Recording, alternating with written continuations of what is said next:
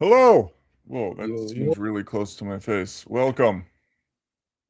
We were dealing with some stuff. We're late by 3 minutes. One of you has already given us crap about it, but it's okay. Why do I feel like it's so zoomed into my face? Whatever, that's I was fine. gonna say it does look a little closer to the. Yeah, I don't know. He usually handles this. But yeah, so we did our vote Wednesday, and this is your lovely co-host. And we decided that we were going to do Giants. Oh, that's good enough. I ain't going to mess with it. Yeah, that's fine. Let me hire something real quick. Deal with us. I don't usually host this, so there might be some growing pains here. But Jay is caught up at the moment, so there we go. Now I'll be able to hear you. So yeah, you got me running the show. Good luck. Um, Anyways, Giants. We'll get into a free discussion as we always do. Kay's the only one here, anyways, and when we're talking about Giants, talking to a midget kind of seems a little Kind of weird. crazy. In Uh, fact, I do have a picture that looks like a midget like Kate could have taken it. Though I'll show later. okay, so a lot of this stuff you put forth. No, how about we start because I have something. I'll start with, and we'll go into the biblical side because Yeah. me and you can talk that, and because a lot of this stuff is Jay's stuff. But starting, what I wanted to talk about was I was reading a whole thing, but now I can't pull it up. It's locked behind like a login, so I That's can it. put it in the Discord after. But you might have stuff on this too. But it's this is relating to the Bible and in the land of the Bible, right? So it's Yeah. the Monash finds, and it's a lot of notes I took. Again, it's in the Israel Exploration Journal. It was in 1963. They found like they called it a hoard, but they found like a cache of these weapons, bronze weapons, dating from 5,000 to like 4,300 years ago, Okay. and they were spearheads and armor platelets. And so they were bronze spearheads. The smallest was 13 inches in length. The largest was 26 inches and weighed 5 pounds. And I can't pull up Bible verses that good, but I know you can. The Bible verse related to this is 2 Samuel chapter 21, verse 16. And Second Samuel yep, chapter 21. 21:16. Yep. And it talks about someone, Ishbi Benob, in there. And it talks about he was a descendant of, if you can just, or put it up Yeah, on I'm getting screen and there. I'll read it. Do you know how to do that? I mean, is it easy to look up? Here. Yeah, I got it up. Okay. Bear with me for, again, I don't usually. Jeremy, hello. We're missing one of our people tonight. I usually don't run this, but I am now, so you're gonna have to bear with us. We're doing Giants.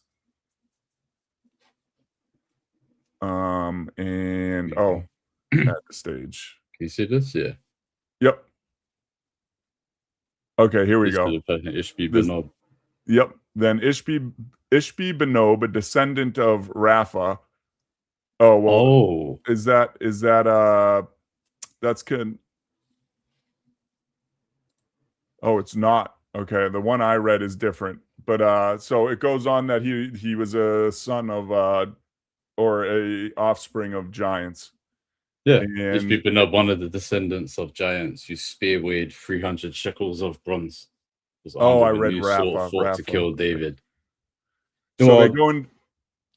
quickly, Go ahead. sorry. Yep. Rafa, in something that I've got, is also named as one of like the giants or what would have been considered like Nephilim or angel back then. So Yeah. it would Okay, make the sense. verse when I had read it on the thing was, it said was the descendants of giants is how they Yeah, worded it. But and it's funny because in this they are not relating the size of him. They are telling you the size of his spear. yeah. And 300 shekels is like I think it's 7 pounds or something. In the largest of these spearheads that were found, let me see if I can pull up a picture. Uh, Monash Horde.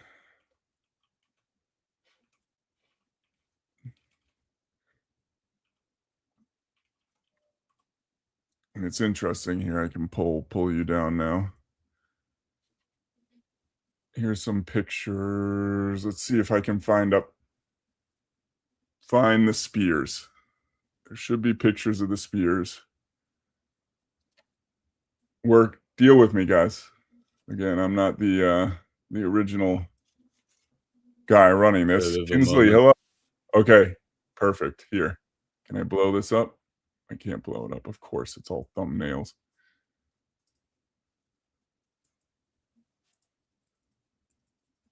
Oh my god. So apparently nothing's working for me. Is my computer dying because I'm streaming?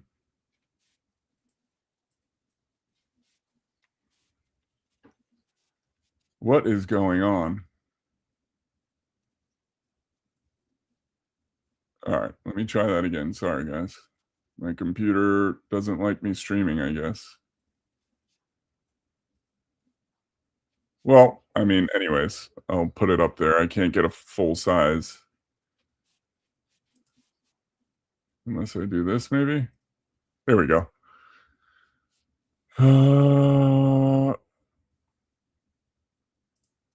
Share screen. Window.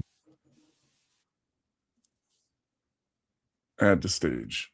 Figuring it out. So these are the spheres that were found.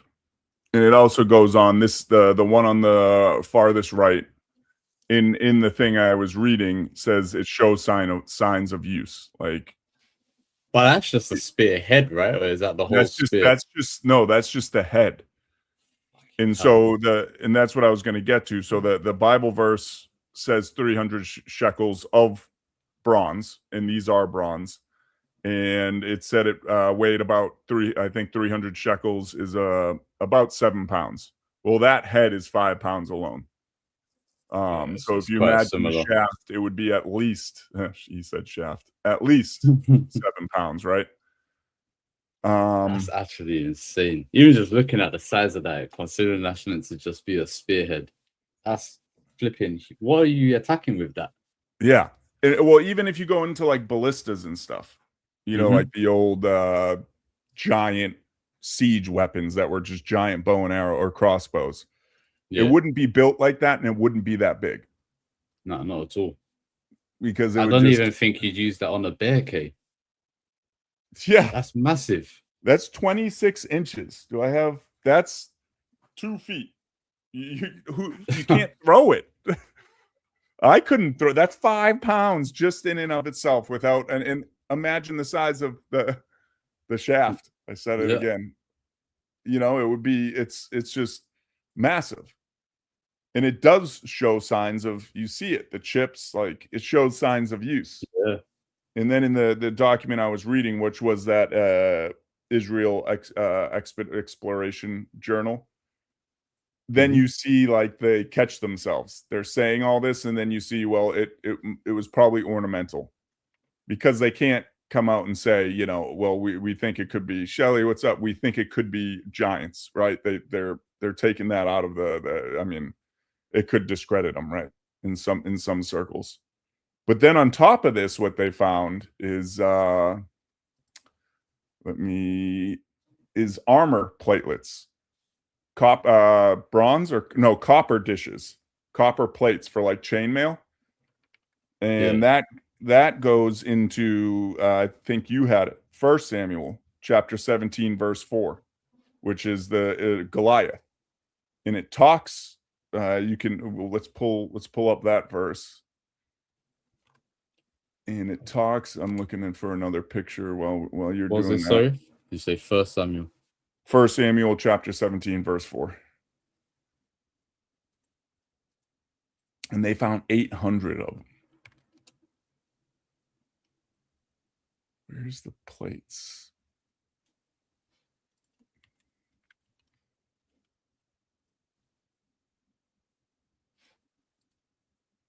Here you go. I'm looking. Let me share the screen now. He got caught up in something. So it's me. He usually runs it. He's used to this. So he's see okay, it has all of it. Can you expand that just a little? Oh no, chainmail whaling. Okay. So the Philistines stood on one hill and the Israelites stood on the other, with the valley between them. Then a champion named Goliath, who was from Gath, which is I'll get to, but came out from the Philistine camp. He was 6 cubits in and a span in height. Oh, I don't know cubits in height. 6 cubits, yeah, is roughly 9 feet. Okay, 9 feet tall. And he had a bronze helmet on his head. He wore a bronze coat of mail weighing 5,000 shekels. So let me pull this up and open in a new tab. This is just a snippet of the piece. They found 800 pieces of these armor mail. Where is open in a new tab? Deal with me, guys. I'm going. This where you're getting into the Goliath of Gath, and this is actually something I had. Yes, in the only other place, or the other place they found very similar armor mail like this was in Tel Gath, which is a real place. So it's on the biblical scale, and I'll let you go into the stuff you have, but let me. Yeah, that's fine. That was basically for the Goliath bit. Remove. So you see on the bottom here, like compared to and that was one of the smaller on this left side. This spearhead was one of the smaller ones. That wasn't the 26-inch long spearhead, but you see the size of these plates. Man, it's still huge. And there were 800 of them. And the only other place they found it, Tel Gath. So that's just one of the things I got caught reading, and that I had that was related to biblical, but also found archaeological, right? Yeah. But yeah, from 2 Samuel, where it mentioned descendants of giants, and then the other translation said descendants of Rephaim. Yeah. So I'll pull it up as well quickly. Hold on. This is another thing from the Bible. This is from Deuteronomy. Yeah, I know. Quex has some stuff from the Book of Enoch too. He's way more well versed than me, and so. Oh, 2, 10, 11. But I don't know. Well, I mean, in 9 feet, right? The tallest man was what? I'd say is that 8 foot something. I've got 8'11". He was 8'11". And the other thing that is like you're seeing. Remember, I sent the clip to you, Quex. You're seeing giant things starting to come back too. Which I was like, does the Bible talk about them coming back? Because we're getting world record fish. Like people pull a 900-pound marlin. Like these. It seems like things are getting bigger. People are, that's for sure. You can see it. But it's not like it says that they're coming back, but it never exactly says that they left. Because there's mention of them existing in the Bible vaguely, but it basically says that they were here before the flood and they were here after. But it's only when you start to look at Enoch's writings, the Book of the Giants, which is something else I've got something on, which is from the Dead Sea Scrolls as well, which shows that these stories and documenting of giants has gone way before certain religions and belief systems we have today. Sorry, one second, I need to let my dog outside. No, you're good. I'll want to answer some. Well, yeah, okay, it could, but a two-sided spear doesn't always fly straight unless it's like perfectly made. That's why like a lot of arrows are circular if they are two-sided. Um, it will, but it's still just it would be stubbier and heavier, right?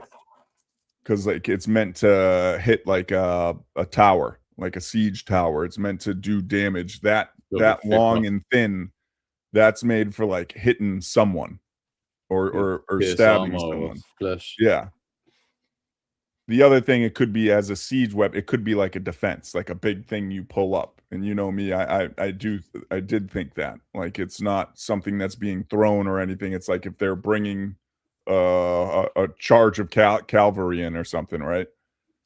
They can raise these giant spears up type. So is there explanation some explanation? Yeah, but the chainmail is more like that's to me, that's clearly what those things are, and they're big. They're big pieces. All right, So yeah, go ahead. sorry, go on. Let you finish. I thought you were done. Well, I was gonna say the highlighted part. Yeah, but there's another verse further down as well. Yeah, but here it says the men formerly lived there, and talking about Moab.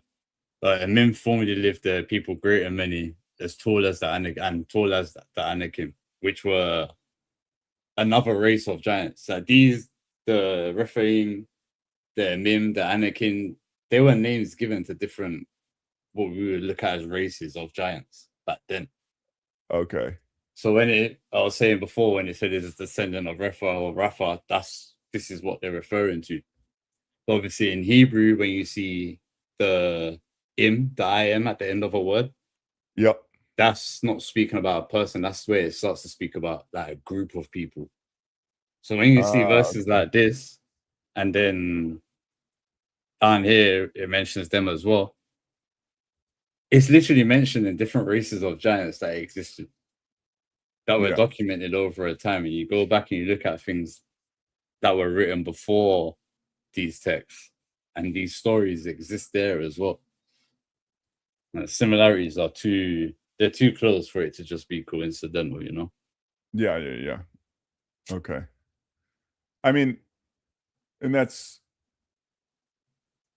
oh, did you read this second? Oh no, you did. Okay. Um, sorry, my mind's everywhere. I'm trying to deal with multiple things at once. I'm not used to doing this. I mean, if you're taking the Bible as historical text, just what we've talked about so far, some of the archaeological finds, and I know there's more biblical stuff, we'll go to that, but it's tough because I think as we've talked about before, so much is hidden, like the bones that went missing, Yeah. all that they got taken from, the little museum they were in, right? Which one And we'll get specifically? to that, sorry, I'm reading back to Kinsley, you said they're mentioned in a lot of cultures. After this Bible thing, I'll get into the ones here in the Americas, that were talked about by, indigenous tribes and stuff, Mm-hmm. so but Those I been don't those know. books are just pulled up. They're more to like just show where even in the Bible ones you can look back before it. It's the fact that it mentions these giant tribes or like the size of them. So it's like this is something Yeah, that they actually believed to be true back then. and the thing is too, they're pretty close. They're pretty Mm-hmm. exact on it. It's not like, "Oh, he was just a giant," and left it at that, because that's all, uh, perception, right? Like, Yeah. that's all like, to K, a 6-foot person is a giant. To me, Well, a 7-foot, like, 7'5" guy, I'll be like, "God, that's a big person?" yeah, I'll show this. We might as well just mention this guy quick. This is the picture I was saying I had, where it looks like a little person has taken it. And obviously the person looks like several stories higher, but it's just because the person's kind of like stepped back and crouched down to get the Yeah, skeleton yeah, in one yeah. frame. Yep. But that's meant to be a reconstruction of this guy. who The is Waldo guy. the yeah. Yeah. He's like the tallest documented proven human at that height. So that's like a not a baseline, but kind of like a reference point we can use for someone that was actually that tall. I want to But see everything him. else you see is mentioned, they're bigger than him.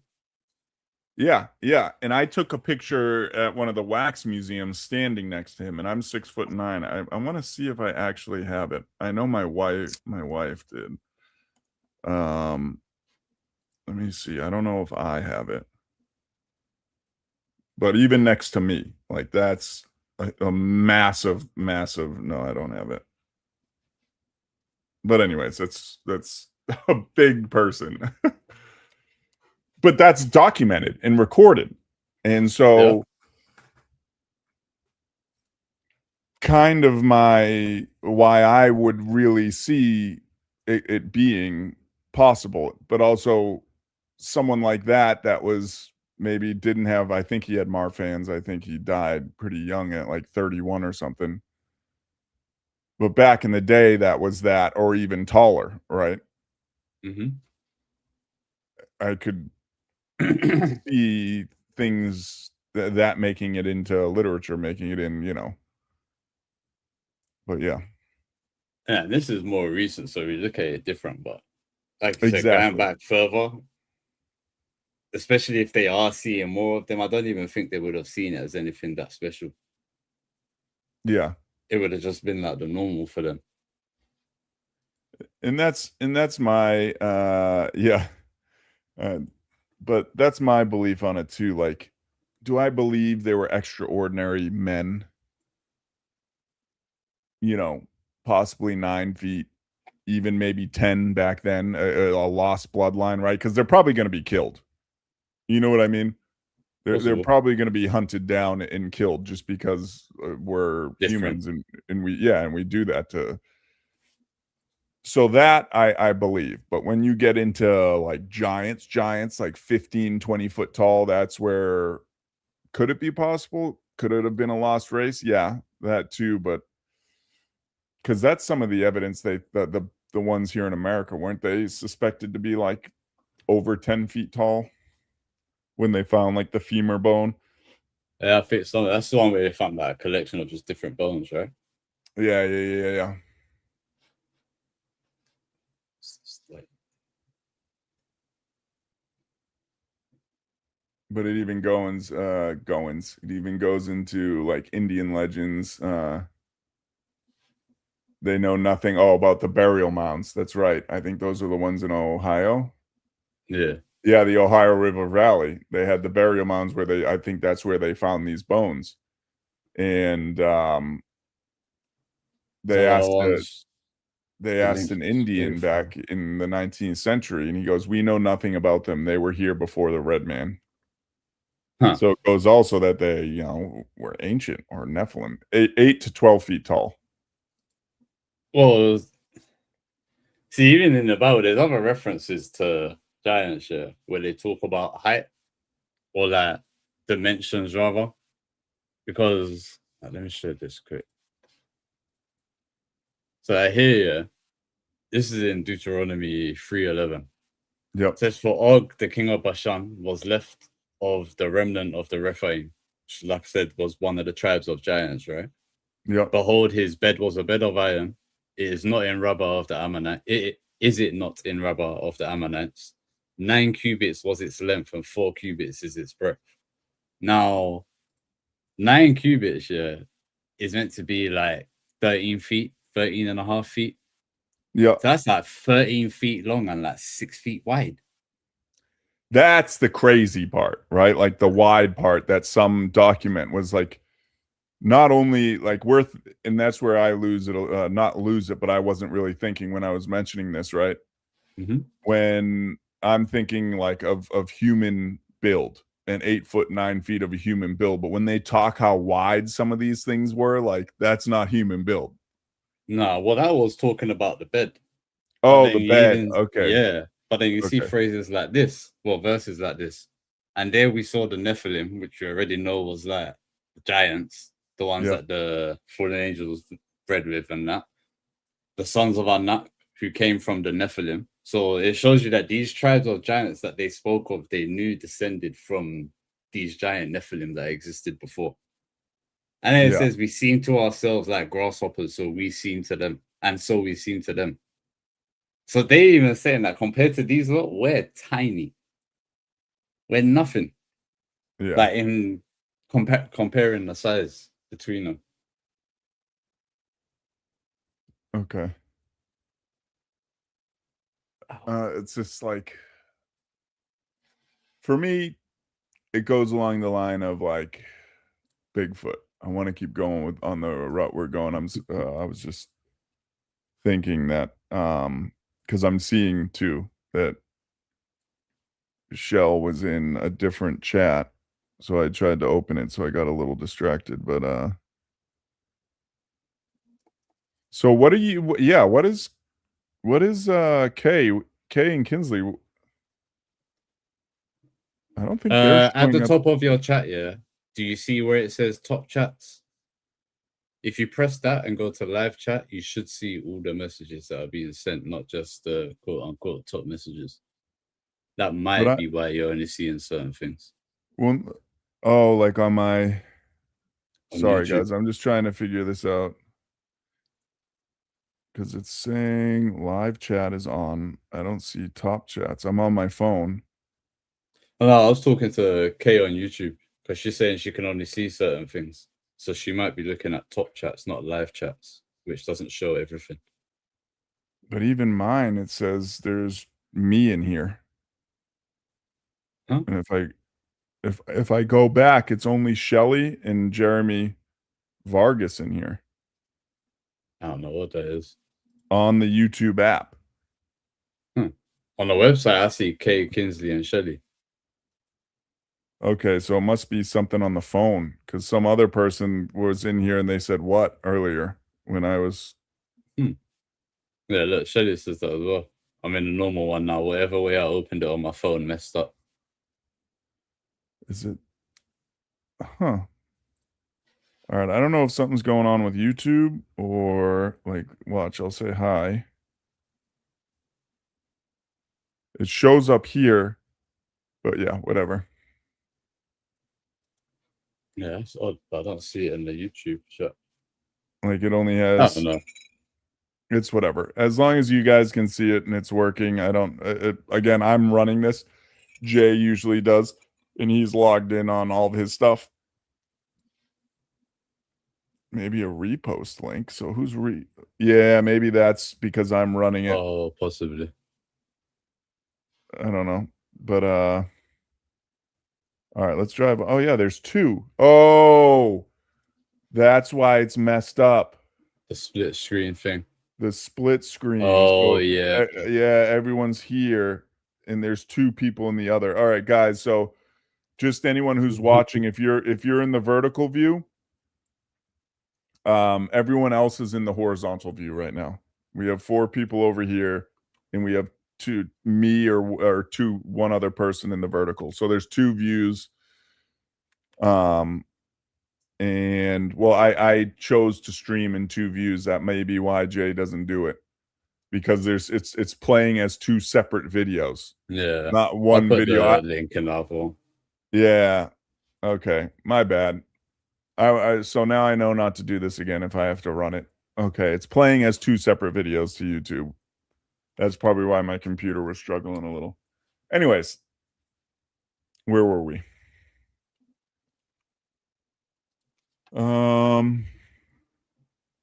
Just finished mentioning Nephilim. And then you went on to Bigfoot, which I actually have something about that, which I think might be where some of the stories started to come from, or they may even be involved, related somehow. I don't know. But you started to mention something about Bigfoot. Let's finish. Yeah, we'll never take. Fuck you. Whatever. Let's finish. Do you have any more biblical stuff? Yeah, I got a few. I got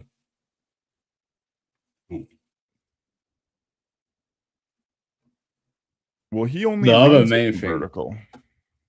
to do with that the scripture kind of side is from the Dead Sea Scrolls in the Book of the Giants. Now, in there, it's got like an expanded version of Genesis.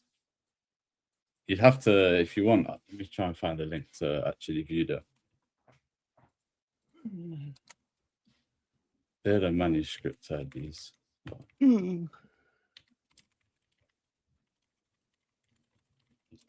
But they've basically got like an expansion of Genesis.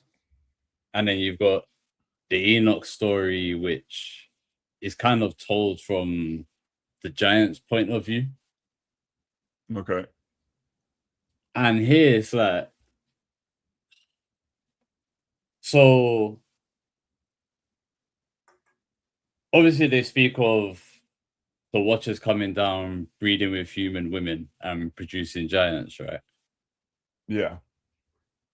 And obviously in the Book of the Giants and Enoch, they basically ask him what certain nightmares mean. Because they're getting dreams like of like a coming flood. And this is where this is before the flood happens. Enoch basically tells them that you're all gonna be wiped out, it's gonna be a flood, everything's gonna be kind of like wiped clean, innit? Yeah. But then that's like the commonly known things. But then when you start to read the Book of the Giants, they actually mention Gilgamesh, who isn't even from Christian and Judean times. He's from Sumerian thousands of years before. But they still mention him. And the thing with that is, obviously, we haven't got, say, physical proof of Gilgamesh existing. But from Sumerian times, there's a list of kings that they've got. And the document is about 2000 to 2200 years before Christ, right? And obviously, he was a king of Uruk and a fifth ruler after the flood. But this list of kings also has kings from before the flood, which goes back into the Bible saying that giants were here before and after. So they never really left. And it's like, oh, I'm trying to pull out what I had on this.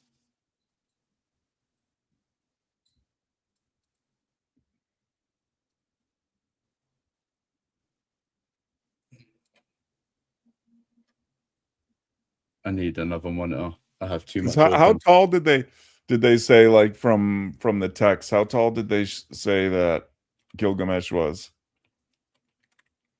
I'd have to look that up. I don't know if they did. I know he was. I know from what little I've read into it, he was like a giant. Like Gilgamesh was apparently 11 cubits tall, which translates to approximately 17 to 18 feet. Oh shit! Which is like three of you stacked on top of each other. That's huge. That's huge. Not a little man. Oh, Jay's here. Hold on. Nice. I messed up. Hold on. My headphones were off. I messed up. Okay. Can you hear me? Hello? Jay? Yeah. Oh, what is going on today? It's probably because I'm running it and you're not. Okay. Try it now. Can you hear me now? Yes. Okay. I messed up. I clicked stream both ways. So people are stuck in two different chats. Oh, well. As long as it's working. Yeah, no, and I'm glad you're here because a bunch of your stuff I was pulling up and it's textual and I know a little bit about it, but I know there's parts you probably want to hit. So we're on the biblical side of things right now. That's what we started with. Okay. And sorry for being late and ignoring you. No, you're good. I just figured something was up and I didn't want to miss the time. So I was taking a nap. Oh, and I'm fired. Fuck yeah. You sure about that, Kay? You sure about that? What'd Kay say? What'd Kay say? Ponte is fired. because I was figuring out the software. All right, and I'm streaming to 2 places, and people were caught in different chats and didn't see why people could see what they were saying. What's up, Kinsley? Yeah, full honesty, I completely forgot to set an alarm. I ate 3 fajitas and went to a food film. I figured something was up. I was actually worried about Yeah. you, so I told Quex My that. bad. Like, Shout out to my wife. She said, "Aren't you live streaming?" I was like, "Yeah." She goes, "It's 8 o'clock." I was like, "No, it's not." So sorry. I know, sleeping on the job. I know. I feel like an idiot. But anyways, we were I think we were on Gilgamesh. Okay. Yeah. So basically, the point I was leading to is obviously that from Sumerians, you see that they're already documenting giants existing. And then although it's different stories, and when it comes to Jewish people, and they've got the Nephilim and their version of the Watchers coming down and breeding and making them, it still shows that these things, they're kind of intertwined, because they've got the giants and the flooding Sumerians, and they've also got that in Judaism thousands of years later. So I don't think that these things are just things that people are just making up over time. Especially considering back then, that's all passing down things orally, and whether you're writing things on different materials or carving them into wood, that's the only way you can document things. It's not like they can snap photographs of them, you know? Yeah. And isn't there a thought that Gilgamesh was Nimrod? Like it's the same person who's being talked about. It could be. I don't know if it is, but it could be. Because there are mentions of certain tribes or races of giants descending from Nimrod. And you go back, like just before you joined, we just finished saying that Gilgamesh was 11 cubits tall, which is like 18 feet. Yeah, I knew Gilgamesh huge. Yeah. In that book that I've always feet. Yeah, he was a giant. Gilgamesh was a giant. Okay, Gilgamesh is the one, maybe I got the story wrong, but Gilgamesh is the one that there's the recording of how big his bed was, isn't it? Or is that Nimrod? No. That's no. I had to ask someone else. Okay, sorry. Yeah, you see, sleeping on the job, comes in here, messes everything up. That was Og, the king of Bashan. Okay. Whose bed was 9 cubits long and 4 cubits wide, which is like 13 feet long and 6 feet wide. Okay. Which we also did just mention just before we got onto Gilgamesh. Hey Jay, can I get rid of one of these when we're already live? Because I'm dual. I don't think so. Okay. All right. Well, I know not to do that again. Because people were split up in the chat. I just want to. We have to remember to say it. If you can't see the chat, go horizontal view. I'll put a link in the other chat to come to the main one. So can we pin it? Okay. But yeah, it's literally showing 2 separate videos on YouTube right now. Yeah, that's what it does. It doesn't. Yeah, it's kind of weird. But I improvise. We're here. Anyways, yeah. But it was that book, the one I always talk about, Secret History of the World. The guy that very textbooky, but he goes into esoteric and religion and tries to relate how everything, make the similarities between religions and all that stuff. And I think it's in there he talks about Gilgamesh could be the same as Nimrod. They say they found him, Shelley, but there's not that actual proof that they found Gilgamesh. Yeah. But what they found is that there's certain things, because obviously he was supposed to be the king of Uruk, or one of the early kings of Uruk.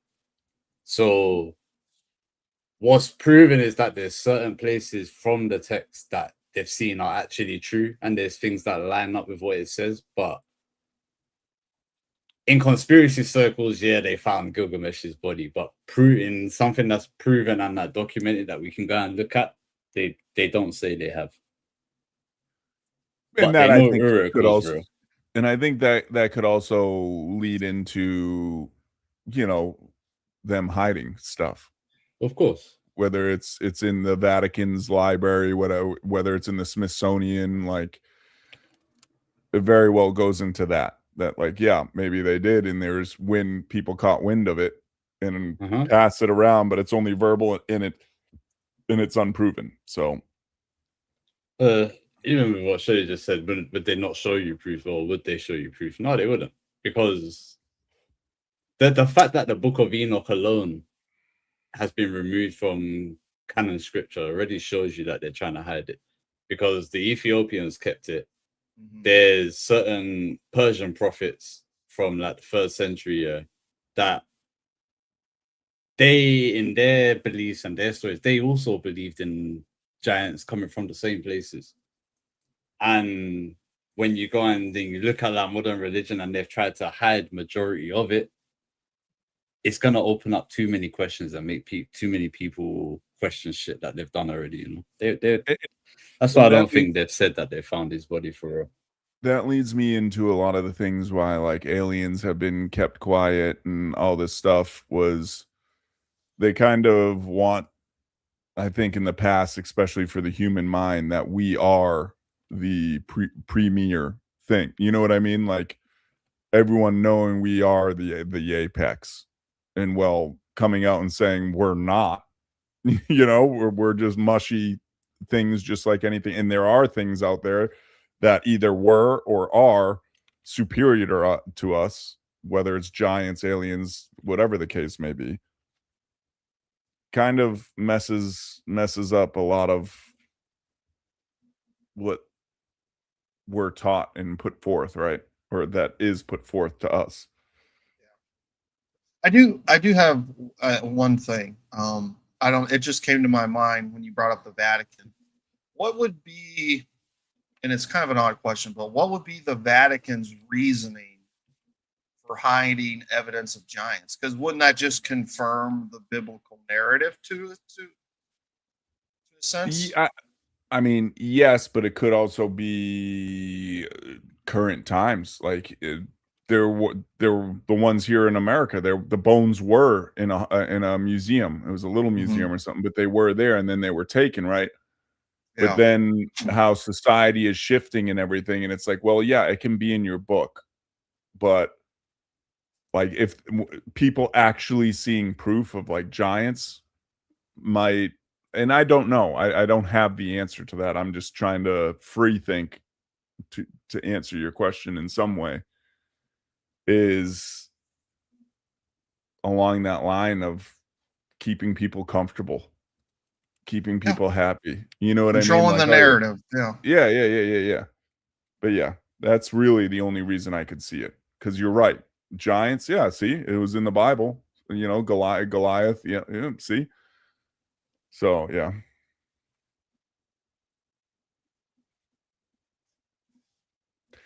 And that's sometimes, and we, if you'd have to dig way back in the archive to see when we yell at each other about religion, is in some light I could see that, Shelley. Let me highlight it. What? You know, some people's that, you know, Jesus was a normal guy and he was just really good and he was better than other people, but the miracles side of it. Wait, so you're saying that's why they would hide the giant theory? The Vatican would? Because no, I don't think one matters for the other. One doesn't take away from the other. But I think it's just to open up questions to our creation. Never mind. She auto-corrected it later. But yeah, what I was going with was, yeah, no, never mind. It wouldn't. I got lost. One doesn't matter for the other. My brain. But I guess into a whole different thing. That's why I'm trying not to say too much on it because that goes into a whole different topic. There's a lot I could say on it, but would be here for ages, man. And But anyway, when we're talking about the biblical giants, like, and you brought up Enoch already, Quicks, but it makes me wonder with all the problem is we say evidence of giants. There's not really evidence. Like most of it's story, right? Mm-hmm. Most of it's is story, oral history, but Enoch talks a lot of it, and it's not a lot about that. And it's not like it's a little book. Enoch's a large book. Yeah, and there's 3. There's Enoch 1, 2, and 3. Well, I also, sorry, finish your thought and then let me. No, that was pretty much it. Maybe someone could fact check me on this, but I know Enoch 1 isn't debated, but isn't Enoch 2 and 3 debated as to whether they're legitimate or not? They all are because they came after. And something I started the episode off was biblical text and actual archaeological finds in the land of the Bible in Israel. It was called the Monash Hoard, and they found these giant bronze spears. And I went through because it was a text I read from the actual Israeli exploration journal. And when I was reading it, I could, and then when I went back to open it again, I have to like sign up and do all this bullshit to read it. But it goes in, and they found these chainmail platelets, massive chainmail platelets. And the only other place they found it in was El Gath. And in the Bible, it talks about Gath with Goliath. And that's the only other place they found these pretty much very similar giant platelets of chainmail. So it was. This is the thing though. Like, this is why I said before. Yeah, a lot of the text we have from history is just their way of documenting things. So things that they would have seen and known to be true. The only way they could record it and pass it on is verbally and through writing it in some shape or form.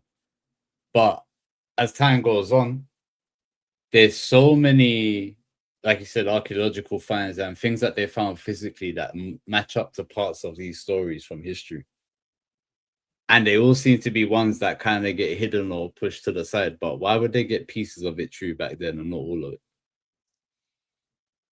I think that's a big thing. How much of the stuff we read do we consider myth was actually reality? You know, we just write it up. What I want to show Jay real quick. Sorry, I don't mean to cut you off, but no, you're good. I want to show you the picture of the spears just so you get an idea of it. And let's see if it blows it up. And the fact that I think this double streaming is really messing with my computer. Well, anyways, they found a bronze spear, a flathead spear, 26 inches tall. And the Bible goes to say it was of this particular, who was it? Ishbi Bahob, which was a descendant of giants, or and he had a spear, and they go in the verse and say they don't relate his size, they relate the size of his spear.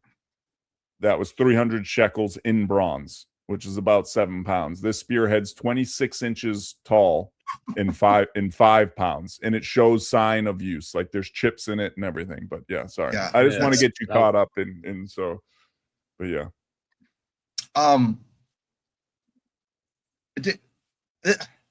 This shit fascinates me when we're talking about giants, because it almost seems like anytime there's a mention of a giant or a description of a giant, it lines up with like the biblical description of giants.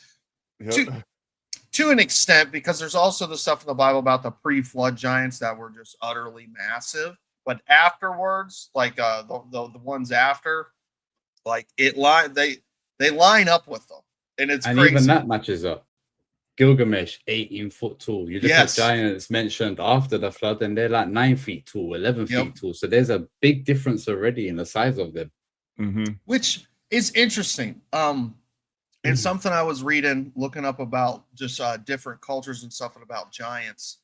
It's interesting that the post-flood giants are recorded as a lot smaller, but it almost makes me wonder if they're like the atmosphere was different. And in Indian lore, there was a time when basically there was more oxygen or something. There was a time where everything was bigger. Well, and that goes into prehistoric too. When everything was bigger there was a higher carbon footprint, just the parts per million of carbon. Oh, look at who it is behind you. Yeah, it's Artemis. That's a special kitty. It is. By special, I mean special, but it leads to that too, though, is what I'm saying, is that you go prehistoric in that the atmosphere, vegetation, everything promoted larger creatures, dinosaurs. They were all big. So yeah. What's that guy's name? I think it's Kent Hovind. Old guy, white hair. Always disputing that science compared to like biblical creation, yeah. And he mentioned that before as well. He says, if you look at the flood, he reckons that before the flood, what we call the firmament was like a thin layer of ice in our atmosphere that was lower down compared to where our atmosphere extends to now. And he basically says because of that, air quality and the air pressure here was very different. And because there's a better quality of air, things are growing better. So now the things that are eating them and breathing in this air, they're growing a lot bigger. So now when Noah's Ark happened, regardless of what he took, whether they're animals, goats, lions, dinosaurs, lizards, reptiles, he wouldn't have taken the fully grown ones. He would have taken the young because he needs to reproduce after. So now after the flood has happened, this layer of ice is no longer there. So now our atmosphere is extended a bit. Oxygen quality drops because now it's spread out a lot more.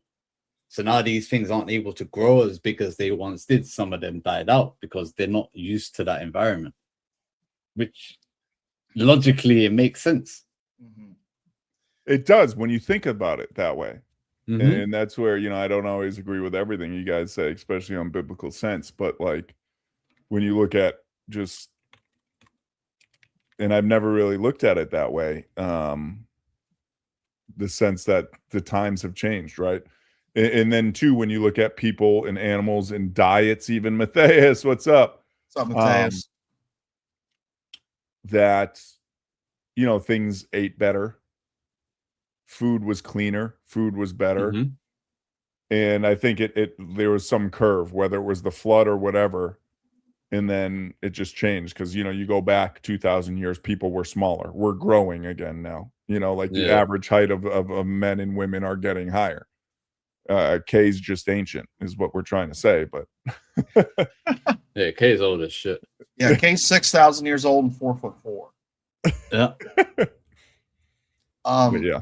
When you were talking about that, Quex, you said a layer in the ice of the atmosphere. Doesn't that just sound like firmament? Yeah. Yeah. It sounds like science saying, well, listen, it's okay. It's not a firmament. It's a layer of ice.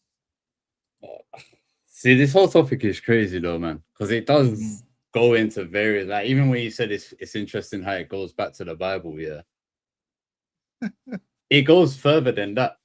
Because that the Iranian or the Persian prophet that I mentioned, right, from 3rd century, he also basically he founded a religion, Manichaeism, and stories of the Watchers and the Giants were also in that belief system.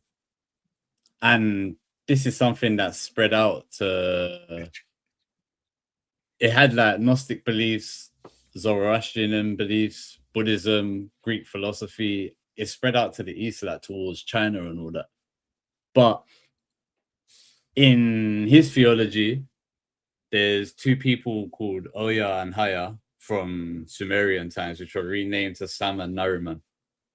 And the story of them against the giants ends with 4 angels, Michael, Gabriel, Raphael, and Israel, defeating the demons and their offspring, which would be Nephilim or the giants or whatnot.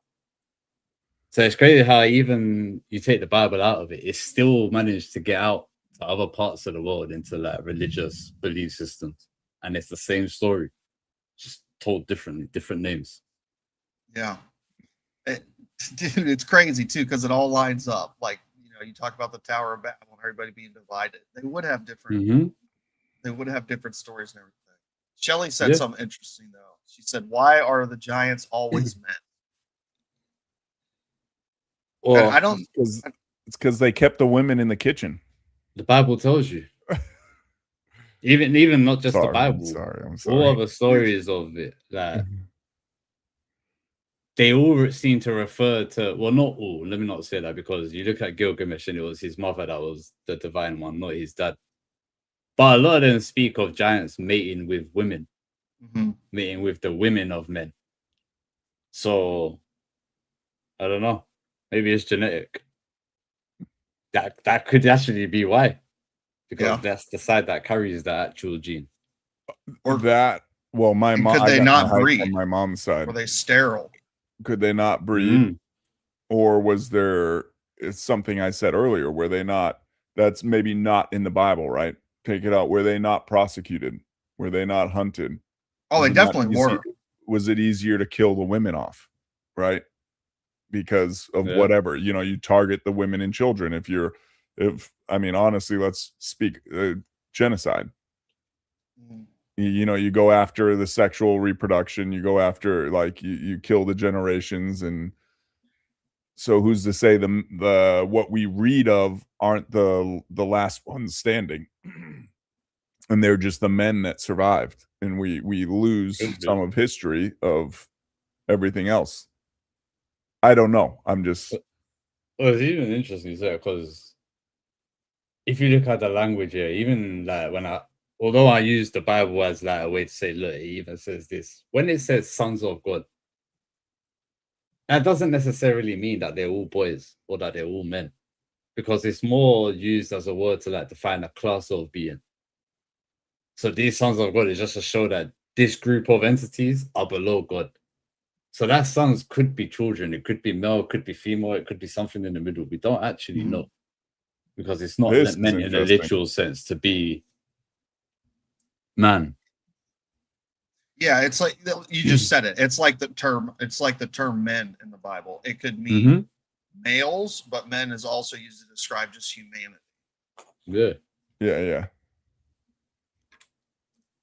I mean, you're talking about Wonder Woman here now. Okay. But, I mean, it's interesting. Men of renown. Sorry, go ahead. My boob job scar is bothering me. Oh. For some reason, all of a sudden. Very I got double D's now.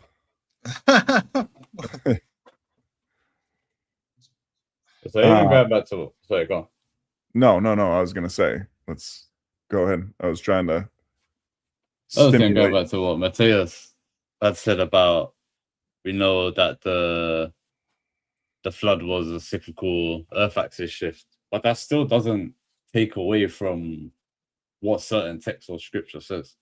Because they may say God's the one who created it, but to them, the reason for that is when you go and look at Enoch, and it tells you they were having dreams of this happening. So that could have just been their interpretation, that because we keep dreaming of it and it's happened, this is something that's coming from God. But it could still have been something that just happened naturally. Just their way of explaining it, Yeah. And that's kind of what you said is also kind of how I've always seen some historical things in the Bible, right? That it's just a perception of what's going on and relating it, whether it was God or not, but it was just their relation to what was going on with their relationship with God. because as I've said, the vegetable body, you know, going way back, people were more connected to God or to energy beings, if you don't want to call it God, whatever. And as we were pulling apart things, geologically, is that right? Tectonically, whatever, were happening, and people couldn't access what they could before in their brain, so they're doing what they knew best, and we're relating it to acts of God. Yeah. We don't have to get in, but you know what I mean? Like, Just which their is, way of interpreting it. yep. But yeah, I mean, maybe giants, or maybe, or maybe giants as a race were, what is it, asexual?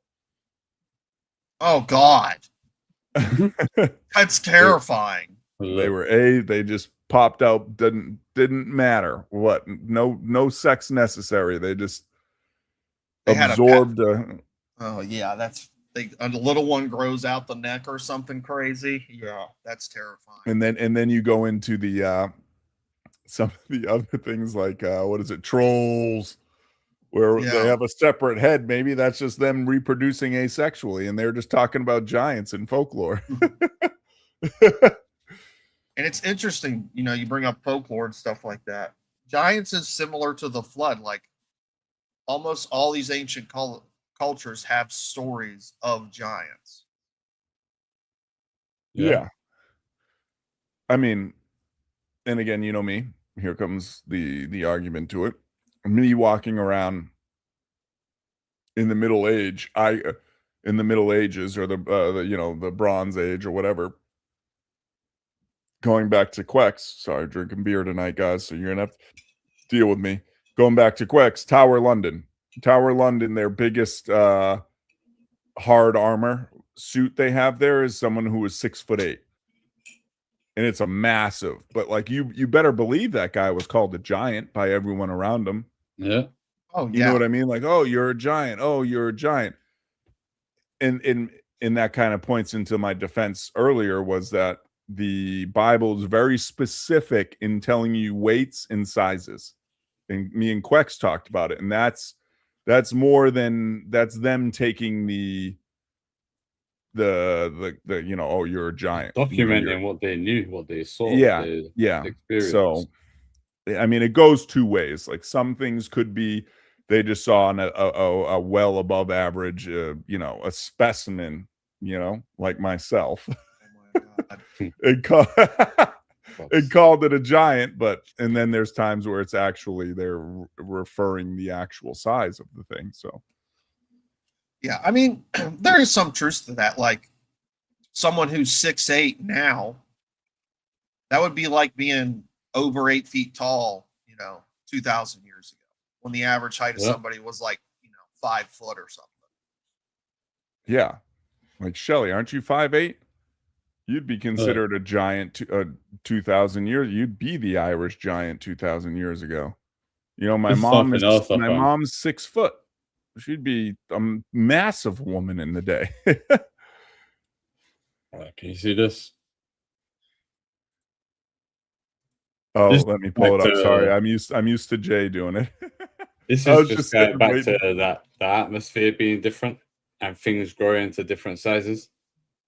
But it's something that, like it says there, they believe to be from up to 300,000 years ago. Yeah, but from that bones and teeth and things that they found of it, they believe this was a 600-pound ape that was around 10 foot.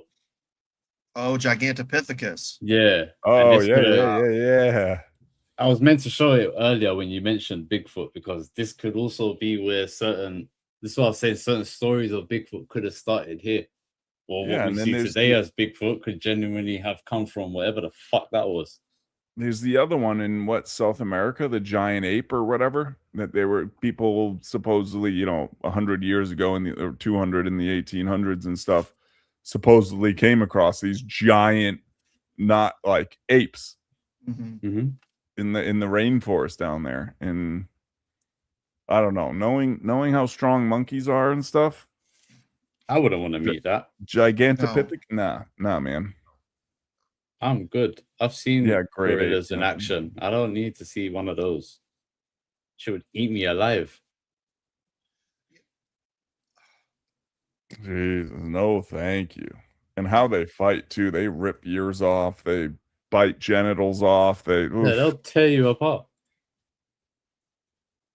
This is just me saying some wild shit, but when I was looking into this, I couldn't help but think like tying the Bigfoot into with the whole giants thing and wondering if there's a potential that the giants or the Bigfoot is maybe like an offspring or something, and they've went completely like feral and wild, and the reason we don't see them is one, they're so skittish because like we said, humans have hunted them, and then two, they are these beings that still are attached. That's why you hear about them being able to basically mind speak with people Yep. and stuff like that, leave, and they're talking through people through their mind and stuff. So when I was like researching and reading some stuff, that's what I was thinking of. And I kind of mentioned that earlier, just in passing. We breezed over it. That's why he brought up the Gigantopithecus thing, was that like maybe Bigfoots are some long descendant that, and it goes into my thing of them being hunted, you know, especially 2,000 years ago. And like Gen X says, if you were 6'5" and there was a whole colony of you, you know, you might be hunted and exterminated because you're all these freaks, you know, like, oh, they're different. And you know how humans are. You're different. No, there's something wrong. No, oh.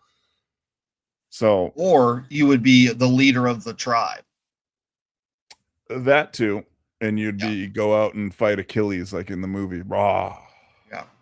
Should we play that? Should we play that clip from Joe Rogan? Send it to me. Oh, okay. Pretty before you do that, why is or is it in? Did you put? No, I didn't. I just thought of it because I think it's a good clip because it's a first-hand account, not necessarily of a giant per se, but a large human being, red hair and everything. I'll look it up. Yeah, but also, which Jay will get into with the Ohio River stuff, is that the Native Americans saw giants and said they were like redheads, you know, and multiple rows of teeth and like all this stuff. So there is accounts of a separation in Native American heritage, I believe. I don't quote me on that, but I think there is a difference Jesus, my brain today is just not there. Use your words, bro. There is a difference between Bigfoot and giants with a lot of Native American stories. They're not the same thing. I don't know. But what if they're descendants of, or kind of? Oh, well, he's saying from the stars, and that's, you know. Yeah, that's what they say. But it's that even if you go and look at things of fallen angels and what they bred with being giants and them being interdimensional, they also say that they've apparently seen Bigfoot coming in and out of portals. Yes. Wouldn't that just be the same thing? This is Devin Larratt. Oh, what a guy. Arm wrestling legend. Yep. Also a member of the Canadian Special Forces, which I didn't know before. Oh, you didn't know that? Yeah. No, I didn't know that. He doesn't talk about it. No, he doesn't. He doesn't. If it's a clip I'm thinking of, I think that's what made me find out. Was it when he was talking about Afghanistan and that? And he's like, it's a beautiful place. Yeah. Did you see the one when he's talking about the possession? Yeah. I don't think this video will go into that, but we can mention it afterwards. But he actually need to finish watching the whole thing. It's pretty wild. He's such a cool dude. He goes with Brian Shaw because I really like Brian Shaw. I think he's humble. He's my height, but outweighs me by at least 100 pounds, probably 120 something pounds. But space with everybody. I got to ask you about this, and this is a silly thing. Just ignore the AI images, guys. Kandahar. Yeah. Have you heard of the legend of the Kandahar giant? Of course. Yeah. What did you hear? When did you hear? Well, I've seen. Okay. There's some freaks out there, man. There's some freaks. So yeah, I mean, I've seen the YouTube video. I know you'd like this. I've heard about it from other people, but legit. Okay. Hard for me because I was far away. Okay. I was probably about 200 meters away. We were doing a mobility exercise. Okay, mobility. At least 500 yards. I want five. It goes to the Bigfoot thing, Jay. Sorry. That's basically fucking Gilgamesh standing next to Ponty. Yeah. Mobility. Okay, mobility was my least favorite op. Mobility, basically, you get in a bunch of trucks and you kind of roll out and you kind of look for a fight. Okay, so we were doing like a 2-week mobility in this region, kind of north of the Panjway. I don't remember exactly what it was called. There's this surrounded by mountains, this big valley. Can you pause it for a We second? were rolling around. I think it's important to add Devin, I'm pretty sure, is like 6'5". Like, he's not a small dude. I think he's 6'7" or so. He's He's 6'5". a big guy. But when you look at him compared to other arm wrestlers, I wanted to say this. I'm glad you stepped in.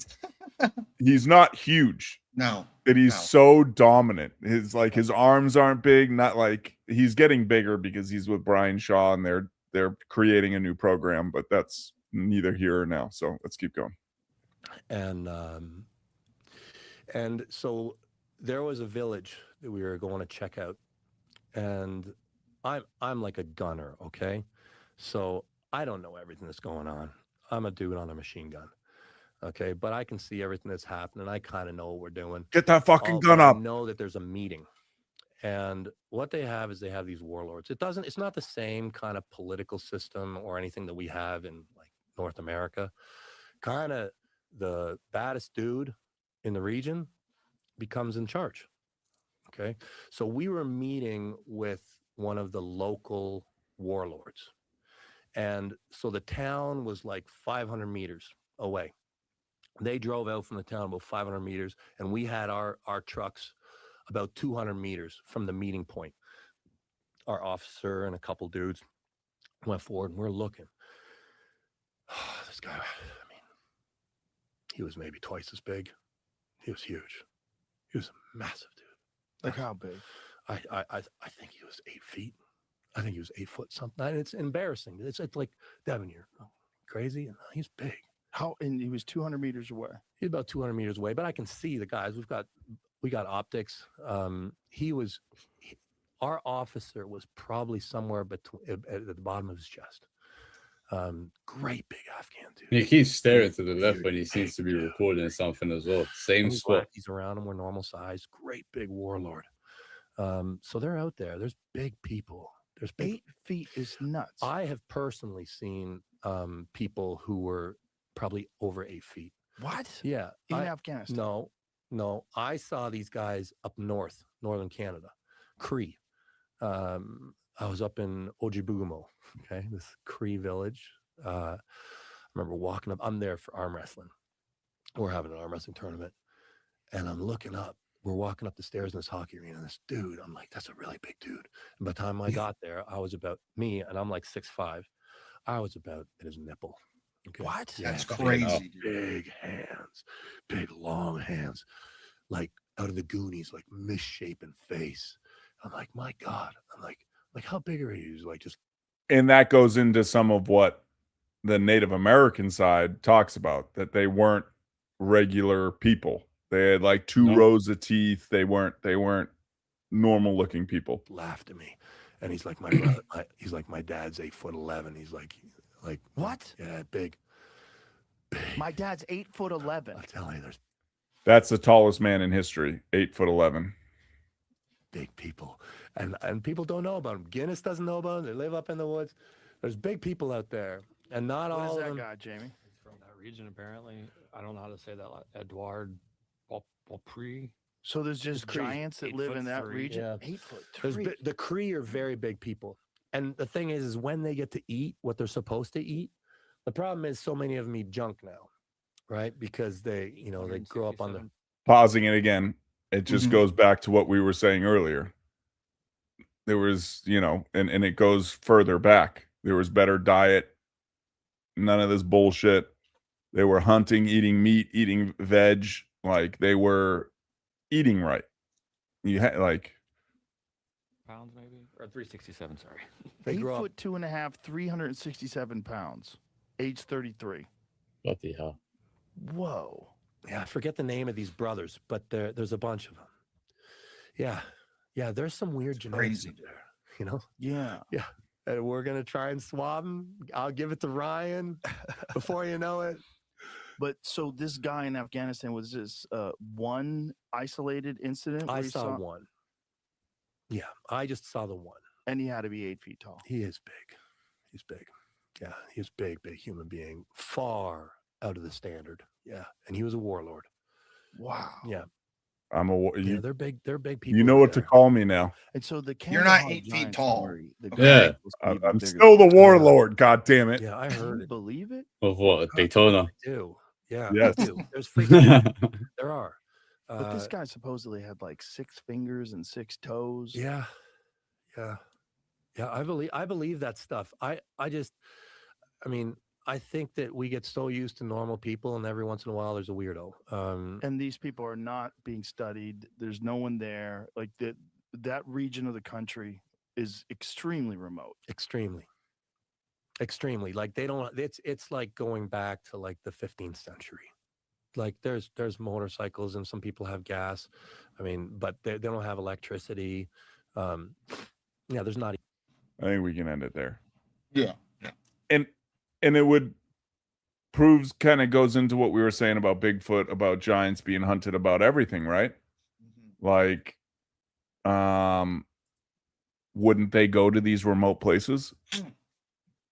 Yeah, 100%. And that's what one of the guys when I was looking up about the Tea break Kandahar time. giant, you're good, was saying was that, you know, his kind of theory was maybe they fled to these very, very remote places like Afghanistan to survive.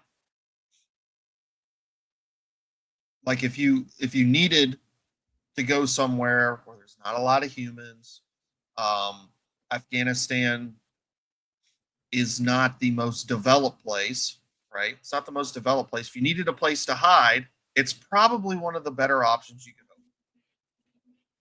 Well, mountains and caves to go disappear into. Yeah. And also, it's, you know, right next to the biblical world. So there's that too. It's not like it's exactly a super big adventure. Right. But it didn't show it in that clip, but one thing we were kind of alluding to it is, and this is off the topic of giants, so I'll try to make it brief, is he told another story, that same guy, about one of his special forces friends got possessed while they were over there. And hopefully the guy actually does go on Joe Rogan, because Joe Rogan asked if he would come on. He said, yeah. But the guy got possessed while he was over there. And it was to the point to where he could tell, he was telling people what their sins were and like shit he wouldn't have known, like from when they were children and stuff. And so they sent him through the medical system. They couldn't help him. He ended up having to go see priests, and they were able to help him. And he has continual meetings with these priests. And they did an exorcism, and which this is fairly common. But the exorcist said he knew the name of the demon, and he had ran into him before. Multiple times. It was like a regular thing. Gen X, yeah, I just wanted to highlight that because I had just seen it when I said we talked about that earlier. We were talking about a lot of the biblical stuff earlier and all that stuff. So, but yeah. Oh, that's interesting too, Mateus. Mateus said I could see them fleeing to higher altitudes during a cataclysmic flood. So Afghanistan. Exactly. Yep. Canada has a lot, and British Columbia has a lot of height, a lot of elevation. And I mean, and it also goes to the thing of something like that warlord he's speaking of. And then, you know, they do flee, but they find people or find a following or whatever of people that accept them. And what better way to protect yourself than with an army? So, yeah, and of course, like who wouldn't want to have a giant on their side? Yeah. Even not even from like the military aspect. Just think like every day. It would be so beneficial to have this giant human being who can lift and do things that everybody else can't with ease. Well, I mean, I'm sure you deal with it, and even Gen X deals with it. Like so many times I'm in Walmart. Yep. Some little old lady. Yep. Yeah, some little old lady. Excuse me. Yeah. Now imagine Yeah. if you were 8'11", what you could do. I'd just freak people out. I'd hide in a bush and jump up. Rah! You don't That's- even need to be 8'11" to do. You can do that now. Yeah, That was my experience in Korea. that's I'd jump out inconvenient. of That's it. I'd- inconveniently big though. Like you can't even live. You couldn't even live in my Can't- house. You can't No, fly. that's why they're in the mountains. Yeah. No car, no flights, no trains, no nothing. Even saying now you show that clip. I think even when I sent that a link to that clip as well, I was saying, wasn't there that guy that saw the giant in a mountain in Canada? Same thing. Giants got up talking about it. This guy disappeared after. Yeah, I forgot about that. And that guy, he went and he said people were trying to basically harass him, and then he just goes completely disappeared. Yeah. And those sometimes I think might be the people who are the most reliable to me, that are just like, this isn't worth it at this point. You know, like, nope, I'm done. I'm shutting my mouth, because maybe they really have something to say and they are being threatened. They're just like, okay, man, I didn't see shit. You're But right. did he shut his mouth or did they shut his mouth? But I mean, that's what I mean. Through coercion, they could have shut his mouth. We're going to kill your kids. We're going to kill your family. Or here's $10 million. Shut your mouth. Well, from what I understand, is he like disappeared, like he's gone. Yeah, that was I just mean, like but no traces. we've seen, you know, witness protection, and it's like, especially nowadays, I think it would be pretty easy for them to make someone disappear. Oh, 100%. I think even in witness protection, they would be found by certain people. That's kind of what I've Someone gotten at looked too, hard Shelley. enough, they would find them. I mean, yeah, but who's really in the conspiracy circle? No one's that big on like, we need to find this guy. They're saying, oh yeah, he disappeared. Like, and I don't know, believe that. dude. I don't know. There's some curious people with a lot of skills and a lot of time on their hands. How All did it takes is somebody to be 7'6" obsessively interested. Oh a yeah. 7'6" Fucking person. That's the tallest I've met too, and it was in a bank. And I was in the bank, and it finally popped in my head, because people have said, like, to me when I stand behind them, and I'm really not. I mean, I guess I am pretty big, but I don't. Not compared to 7 foot whatever. People are like, oh, I could feel you behind me. So I'm in the bank, in the line, you know, the old little like zigzag line in the bank. It was when I was landscaping. I was going to cash all my checks for plowing. And like, I'm just like, what the? I get this feeling. I'm like, what is this? And I turn around. It was this dude 7'6". And, you know, I try, because it happens to me all the time. I was like, oh, hey, what's up? Like, I didn't want to bother him. And then he started a conversation with me. And he says, oh, you're pretty tall. And I just look at him like, what are you talking about? I was like, how tall are you? I have to ask. I know you get it. He was like, I know I get it. And he was like, I'm 7'6". And I was like, wow. And it was really that quick. It was just like, all right, man. It was nice to meet you. Like, take care. Like, I remember. I felt it though. Like, I felt it over me. Yeah. And I was like, what the? And I turned. And it finally clicked in my head when people are like, well, I felt you behind me. Maybe that's that animal instinct of survivability. That's an interesting thing, is how we can judge people's sides. I remember when we ran into that guy at the gym in Georgia. And I remember. Oh, yeah. Dude, that guy's fucking bigger than you. And we went up and talked to him. Wasn't he 7 foot flat? Like he was just right there. Did we talk to him, or was it that Sean knew? I thought Sean knew him. My friend knew. Okay, I don't remember. Damn, I don't remember that. That's crazy. No, we went up and talked to him, and he was 7 foot. Yeah. That was wild. I don't like. I'm pretty good now to know that someone, and I think a lot of people are, if someone's even like an inch taller than me, because I can look at them, and if I'm like, whoa, you know, if I know they're like an inch taller than me. Yeah. But yeah. 7'6" is massive though. That's like that woman in the Wemby's in the playoffs, 7'5", and he just is ridiculous. Here's the thing though. Wemby is less bigger than you, as is those 8'11" dudes is to Wemby. Like, does that make sense? Yeah. That's crazy, dude. Isn't that That's crazy? Yeah. crazy. But also Wemby, I don't think is built like the biblical or historical giants. No, he'd Like be like they an weren't like alien. Wemby can't box out, a Jack. 6'5" guy. He's like, I think he on record he's like 236 pounds. Yeah, dude. He needs to put some weight on. He'd be unstoppable if he put on about 50 pounds. But he'd lose his athleticism. I think he'd lose his speed. LeBron did it. Sorry, side. LeBron was my weight at my height. I think LeBron's 6'9". He was at. I mean, he didn't carry around a little belly like I have, but he was 6'9", if you remember, and he went up to like 280, 270, 280 pounds. But then he dropped all of his weight, and he was faster, quicker, better. Yeah, I mean, LeBron's a freak athlete though. He's never. Yeah. he's- Anyway. he. All right, yeah. Let's get back on topic. Sorry, we'll sidebar this and then Yeah. let's get into the North American. We haven't touched that. I was leaving that to you because I Okay. know that's you're more well versed. I know some of it, but I know you know a lot more. And I Okay. want to go into the red hair giants, the Shelley giants. Okay. Well, it's not. I want to make sure I NK. get all this stuff up here. It's not only North America because I really want to dive into this. I really want to dive into this Google Docs because it is awesome. It has a bunch of newspaper clippings, and this is about the best evidence we get.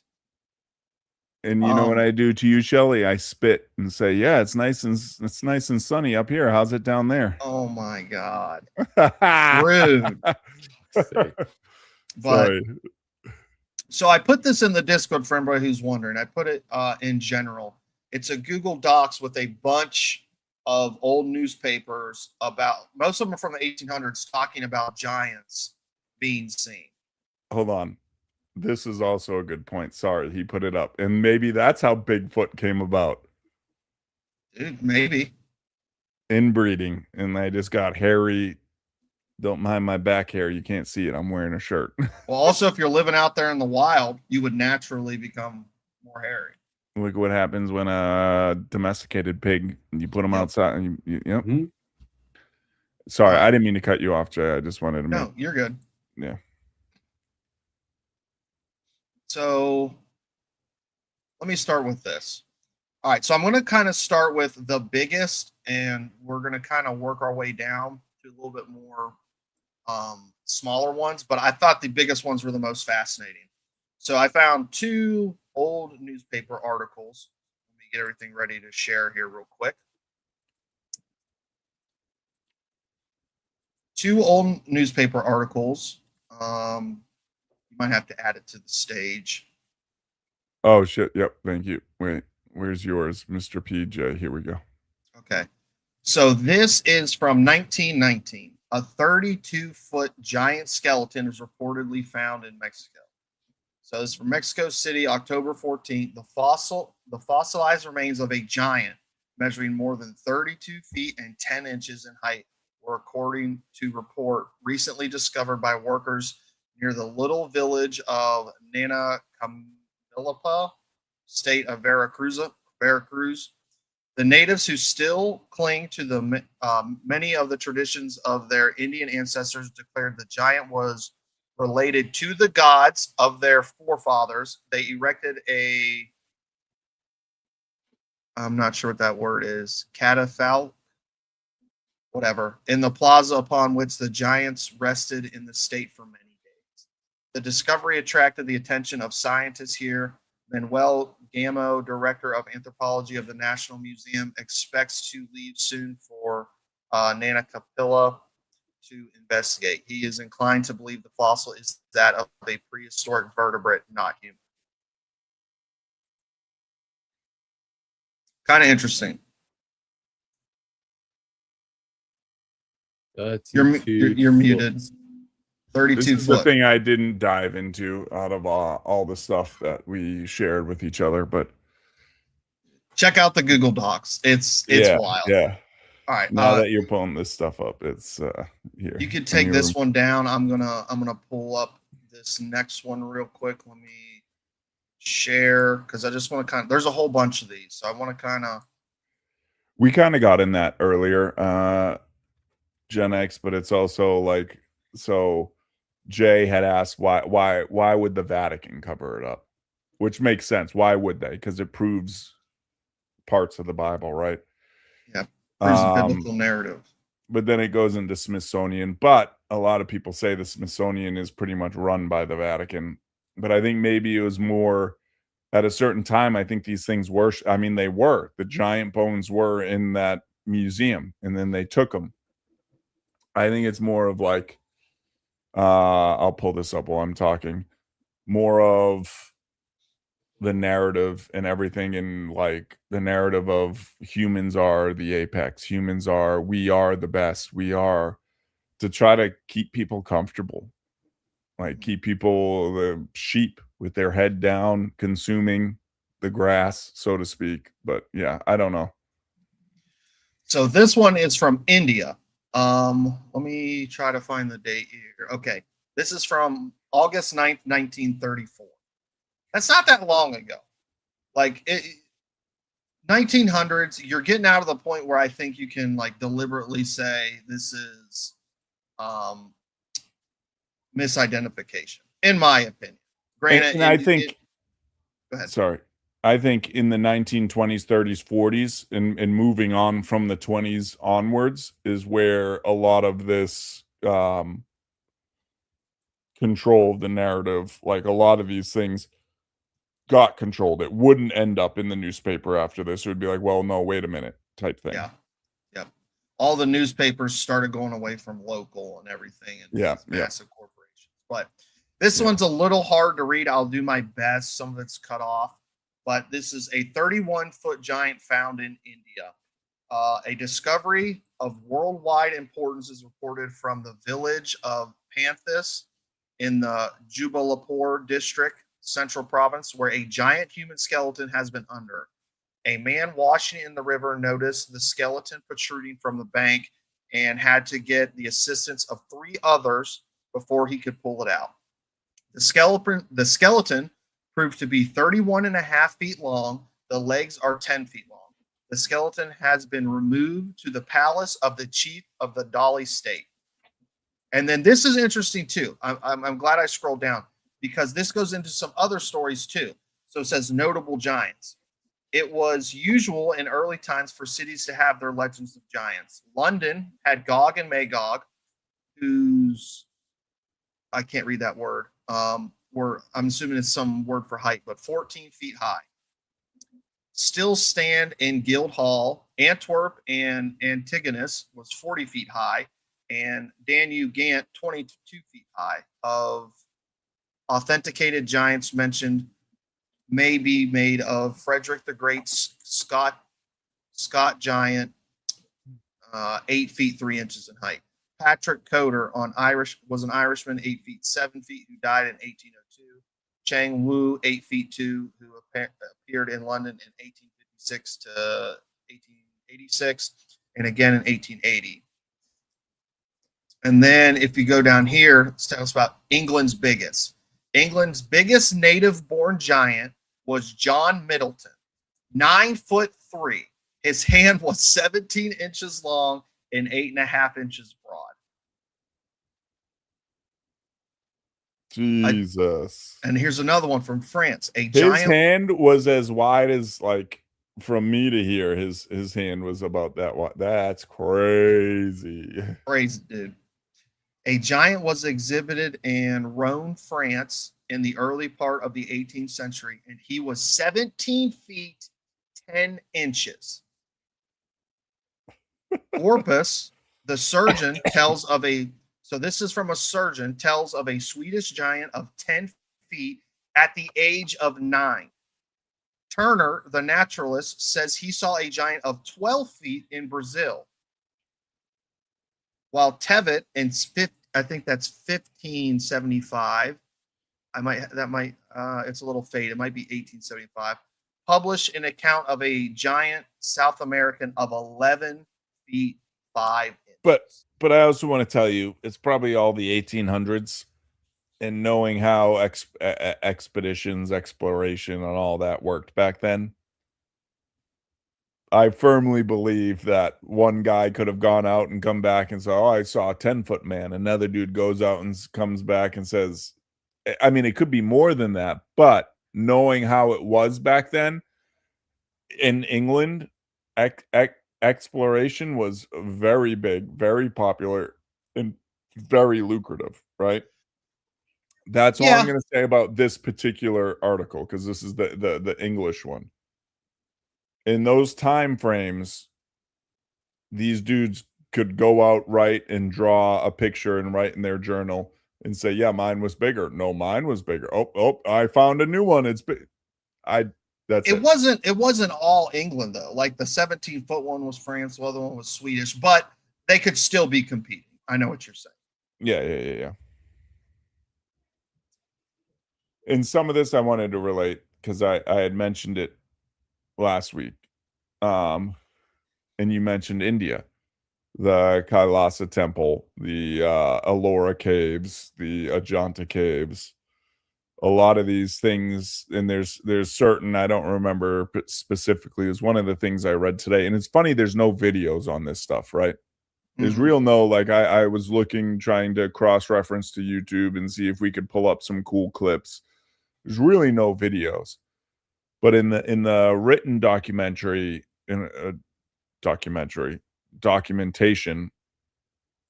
there's a lot of these in these like the Ellora caves. Is cave 16 is the Kailasa temple, which is this, they didn't build it up, they carved out of pure basalt, they carved down and built these things. But there's these like giant doorways, they say that, like, Yeah. what were they made for? It wasn't for a person, because everything else in the architecture is built this way. But then there's these giant ones that, and it's just, And what about some of these palaces that have these massive doors and there's these huge handles like 12 feet up? Why are Yep. those there? You Yep. know, I find that interesting. it goes more towards what we were saying. It's the hidden side of things, right? It is. Like maybe it is towards where there are these things that happen, but they're hiding it. They're not saying this to protect us, protect whatever, protect our way of thinking. Shelley said in Ireland, theirs are 50. Imagine an Irish person fighting over how tall their giants are. Sorry. No, I agree with that, Mateus. Like genetic mutations are well documented, but it can't explain a 17-foot tall person. Like that's triple the size of an average person. Yeah, 17, 20, 30 foot. That's not a genetic. In my mutation, opinion, yeah. once you get above like 9, anything above 9 feet, like tallest documented person that is 8'11". So when you get over 9 feet, like, yeah, I think it's beyond genetic mutation. It goes into different race or different. and even those freaks over like 8 feet tall. Who's to say they don't have something in their genes, like some type of crossbreeding or something? This is interesting too.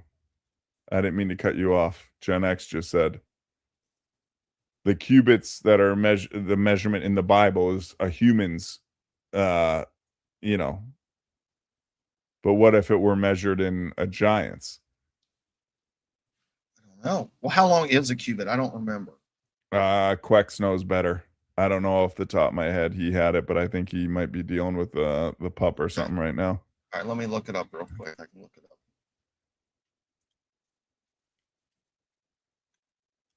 Yeah, tip of the finger to the elbow. A cubit's 18 inches. What's my cubit? I don't have my tape measure up here, do I? I usually keep one everywhere. No, I don't have 18. Okay, 18 to 22 inches. Okay. All right, you got this one pulled up. So this one, this is from Flagstaff, Arizona, July 11th, 1919. So up here in the top left is where the article is. I'll try to zoom in as much as I can here. but it says a giant skeleton 18 feet tall. This is in America, Austin, Texas, June 14th. If the report that a fossilized skeleton of a giant 18 feet tall has been found near Seymour, Texas is true, it is the most important ethnological discovery ever made in the world. Excuse me, remarked Dr. J.E. Pierce, professor of anthropology of the University of Texas. It would break out all previous records of giants by nearly 10 feet, as the tallest man known to anthropological research was only 8 feet 5 inches. The skeleton is in the possession of W.J. McKinley, Houston, Texas, oil prospector, who found it and has been seen by a number of people who vouch for the truth of the size of the relic of a heretofore. I'm being retarded right now. How do you, whatever. I can't Unknown read race. it from my, yeah. Mr. McKinley, while making an excavation on the narrow watershed between the Brazos and the Wichita rivers, came upon the fossilized skeleton near the surface. Mr. McKinley writes, I estimate that this man weighed from 2,000 to 2,500 pounds. According to my deductions, he lived about 2,800 years ago. The skull is 6 times the size of that of an ordinary man. Imagine a 2,500-pound human. Imagine him on the- 18-foot tall human. Put him on the O line for the Patriots, not Yeah, the he is- not the Browns. Just because I've been told Gen X likes the Browns. Unfortunate, but Oh, give him a break. It's rough being a Browns fan. It's hard yeah, enough that's as why it is. that's why you're not a loyal fan and went to a Broncos fan. Keep saying that. I hope he gives you shit about that. No, Shelly, you can curse out Mr. P as much as you want. But I thought that one was interesting. The bigger they are, the more interesting they are to me. Like, all this stuff is interesting, but when you're talking about these, what I would assume to be pre-flood giants, like, it's I just pretty, imagine like an 18-foot human. Like, I'm looking up right now, like looking up and being like 2,500 pound, 18-foot human. Like, dude. elephants, anything A doesn't giraffe, really maybe? matter. Yeah, like, No, but I'm saying like they could just, I mean, an elephant might outweigh them, but dexterity, Yeah. fingers, imagine how phalanges, fast you they know? would be. Dude, That's how they would run. You'd hear them run. It wouldn't Yes. be bum bum bum bum. It would- yes. Shelly likes the Browns. Yeah, well, she's She's from not- Ireland, so Yeah, she's not from Cleveland. yeah, but I mean, All right. What else One we other thing got? one other thing I thought that was interesting about that article was the fact that the oil prospector have the bones. And it kind of got me thinking, you hear about these super rich people having these pieces of art that should be in museums and stuff. Like, could that be where some of these giant bones are? Some billionaire, they have that these. too, but also an oil prospector is prospecting for oil, right? Drilling, yes. digging, Yeah. whatever. It would make sense too, but I get that too. I think a lot of art. I'm sorry, I know. Just tell me to shut the fuck up sometimes, Jordan. You're good. I don't mean to cut you off. It's just No, you're good. part You of weren't cutting me off. I know. I just catch it sometimes. What just fell? Oh, I think so much of art and history is lost to the mega rich. Like, someone probably has an 18-foot giant skeleton. Oh, I'm glad you can highlight it too. Okay, good. Someone has an 18-foot giant skeleton in their living room. Like, Yes. you know what I mean? Some billionaire probably has that. You're right. Yes. And probably has lost works of Picasso and all these people that should be in there, and it's a known thing. The black market on art and archaeology and all this stuff is very big. So yeah, I think you're right. What's a museum to say no to someone that could fund their operating prices for 15 years? Yep. Okay, give me 10 billion for this. some super rich guy. I mean, that's exorbitant, but give me, 600 million for this, some ultra rich guy, just so he can show his friends, like, hey, Jay, come over to my house, and I have, Look at this. and I have an original Picasso hanging on the wall. Be like, oh damn, dude. Yeah. That makes I'm glad you brought that up. That makes a lot of sense when it comes to these lost things. Maybe it's not only Smithsonian, maybe it's not only that, maybe it's documented shit that these ultra rich people can say, this is real. Mm-hmm. And we get to know it. Yeah, you might have $5 billion. I have 20 billion. Come look at this, man. This is what 20 billion gets you. It gets you knowledge. Look at this. Look at this skull I have that's as big as me. And I like how you said that gave me chills. And yeah, I mean, that's what it is. Ultra rich, and we get into the ultra everything. Yep. Yeah, maybe it gets you knowledge. I like. It for sure does, dude. Does God exist? How did this happen? How did this Cleopatra? That gave me chills to my bone. I still got chills. Maybe this is why these people get addicted to it. These people get rich. You get Elon. These people like, all right, man, you're a billionaire. Now he's working on a trillionaire. Isn't he? Isn't Elon working on becoming like the first trillionaire? Well, first documented. Yeah. But like, why? When your personal wealth gets that, so like, why? That's beyond generational. That's beyond the century. You're talking GDPs of countries. Yeah, why not give it away in the country you operate in? Like, you have so much money where you could just like, why not help? Maybe it's because he knows it's going to be worthless here pretty soon. Like, yeah, we don't need to go there, but that gave me chills. Is that maybe these ultra rich start getting knowledge, and the more they climb, the more knowledge they get, because the more money they have. And I think there is something to that. You see a lot of these ultra rich people building bunkers, buying islands and shit. It's like, what do you guys know? Like, you can't tell me you're just interested in this shit and just like, oh, I got some extra money laying around, let me build a bunker. Like, I don't buy that. But yeah, let me I'm gonna add this one to the stage real quick. This is another one. Add it too. Okay, good. Yeah. Yeah. This is another one. This is from California, 1876. This one's gonna be a little hard to read. It's a little faded, so you're gonna have to bear with me. So excuse me. California mail extracts. The remains of a giant. A remarkable discovery near Maysville, Kentucky. Okay, so this is from Kentucky. I apologize. It's from a California newsletter. A party of hunters stumbled upon a mammoth cave. They find the skeleton of a giant with copper helmet and sword. So this is what I found interesting about this one. So Maysville, Kentucky, March 30th, an exceedingly interesting discovery was made a few days ago by a party of young men while out hunting near the town of Augusta, some 14 or 15 miles from this city.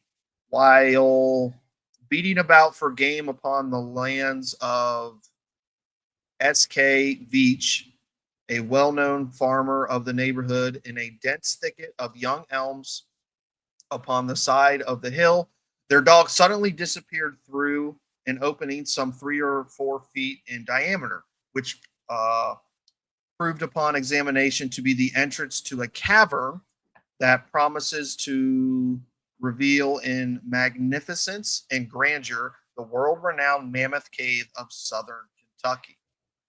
The mouth of this cavern, oh my gosh, what just happened? Okay. The mouth of this cavern appears to have been covered with large flat rocks that slipped away from the opening together with a large mass of earth. And this I can't read that word, I'm sorry, indicated the extents of the cave.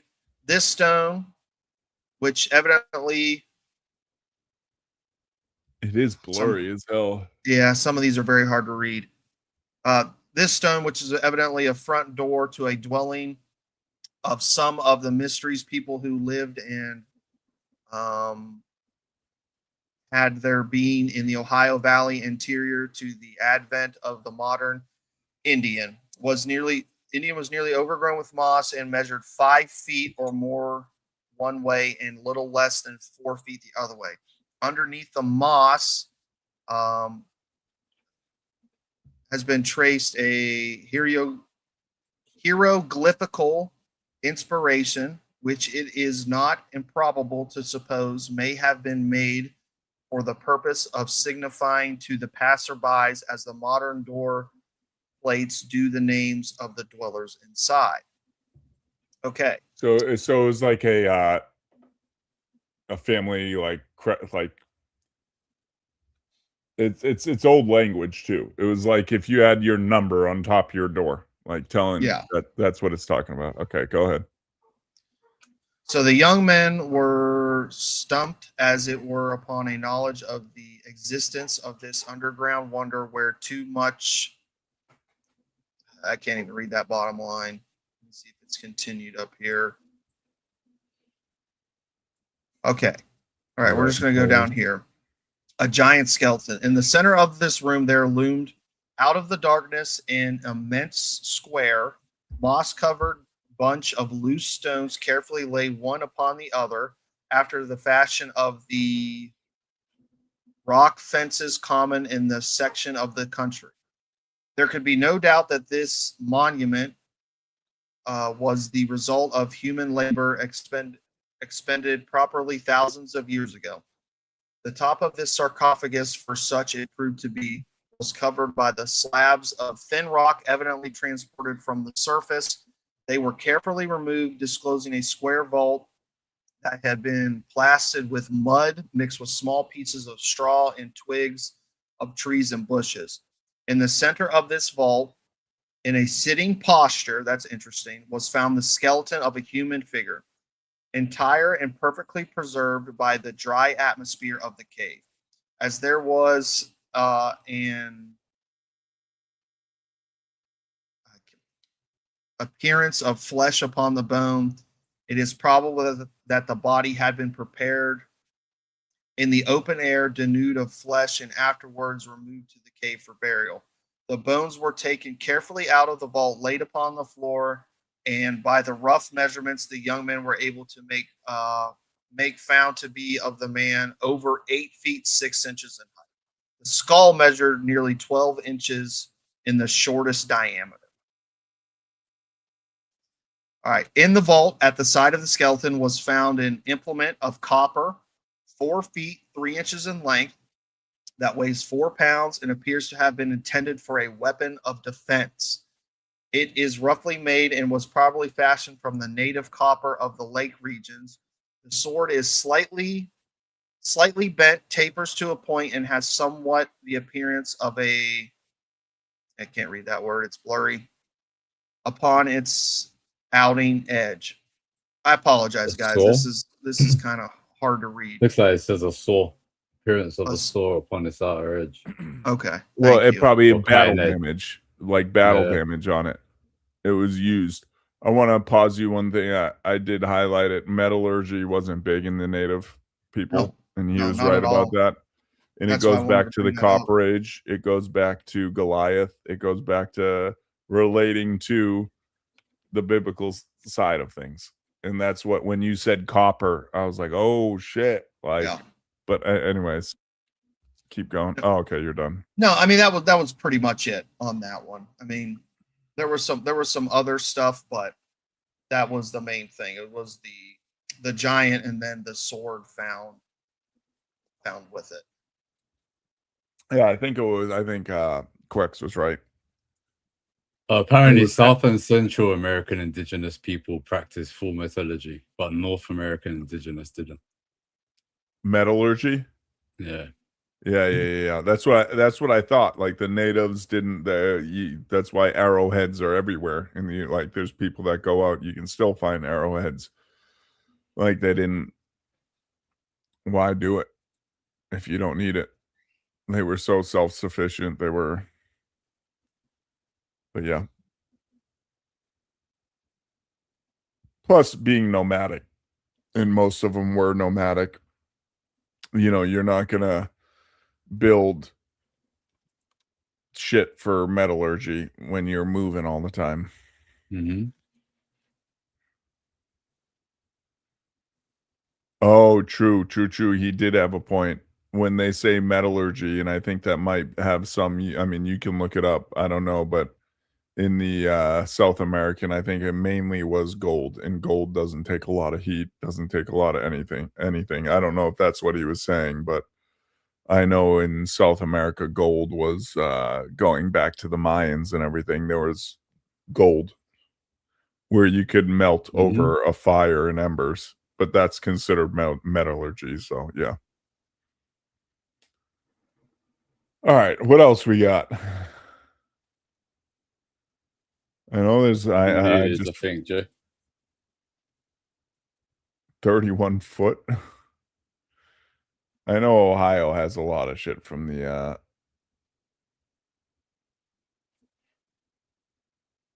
yeah, because that takes a lot more heat to work. Like, Yeah, I think iron came much later. yeah. And only did in America did we find a lot of these deposits, copper, silver, iron, all this stuff much deeper through much, and we had great ore. Like when you look at the mining out west and even, for coal and other things here on the East Coast, like that shit's fascinating to me. Like what some of these dudes were doing in the early 1900s and how deep they were digging and how they would find these veins and like build these massive shafts that went diagonally 2,000 feet into the ground. And there was no pneumamic or hydraulic systems really back then. These dudes were in there digging using dynamite. Pneumatic. There you go. Sorry. Pneumatic. I had to think for a moment. Yeah. I don't know why but there was none of that shit. And that's one of I like people that go and see these things. I like watching it, that go into these old caves from the early 1900s. And these dudes were 2,000 feet under the ground. And you can see the vein they're following, like through their shafts. And they're at these depths just blowing up dynamite, chiseling away, chipping away. It's fascinating, man. That shit fascinates me. Like, God, talk about dudes who came here willing to work and create wealth for themselves. Jeez. Yeah. They did use antlers there. You Irish folk or something else. Nothing against you. I mean, strong people. Grew up with all of you. Some of it runs in my blood. Little bit, but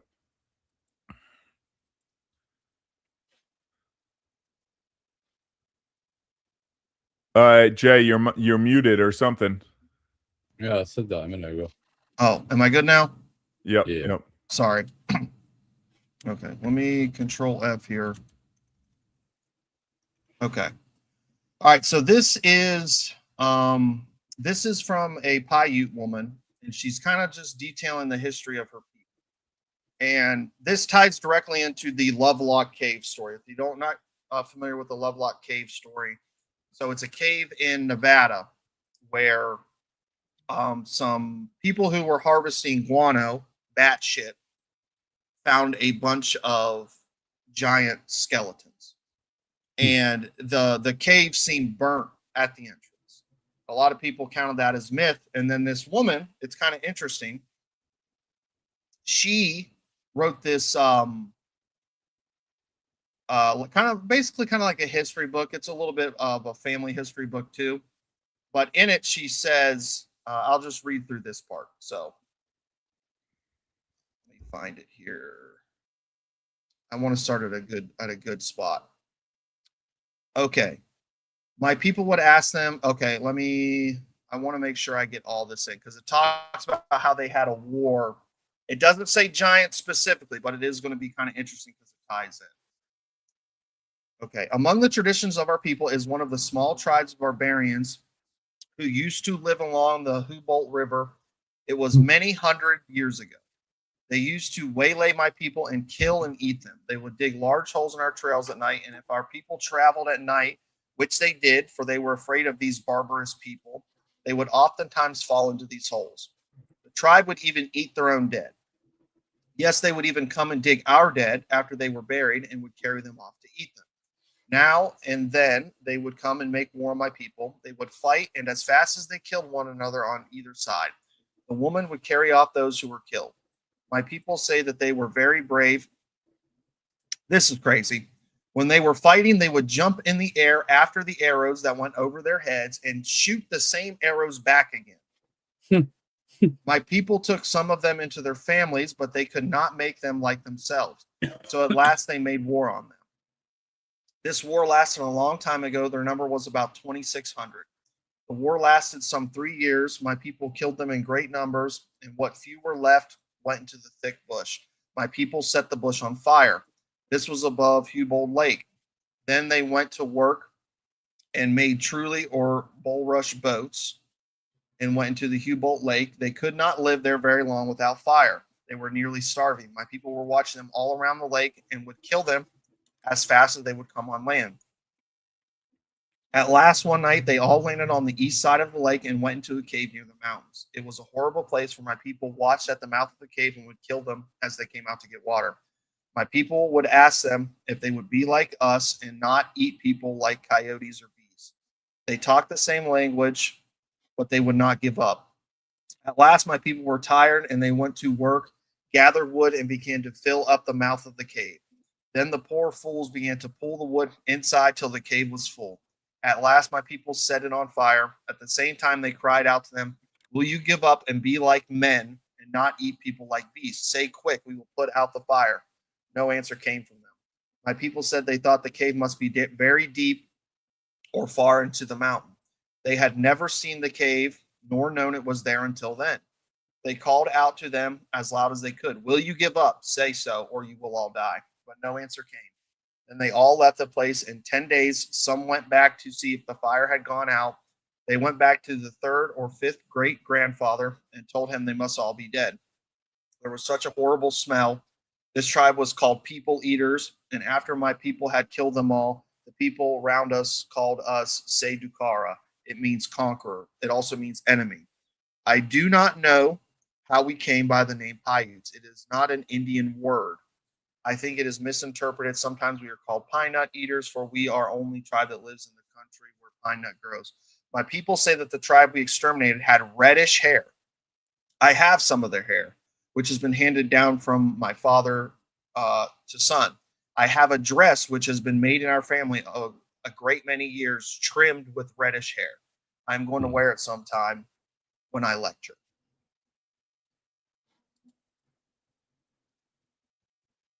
You're muted. Interesting. You're muted. You were just muted too. I'm just letting you know. You want me to just let you sit there and blabber and nobody hears you? Yeah, sometimes that might be the better Jeez. option. But yeah, it kind of lines up. It more than lines up. It lines up with the Lovelock Cave story for sure. Yep, exactly. And the red hair. He's one of Right. them, guys. He's one of them. My hair's blonde. What are you You're the talking tallest about? one here. Your beard is red as hell. Yeah, and you're more of a Nephilim giant than any of us. I gotta go. All right, let me make Descendant sure. of Nimrod.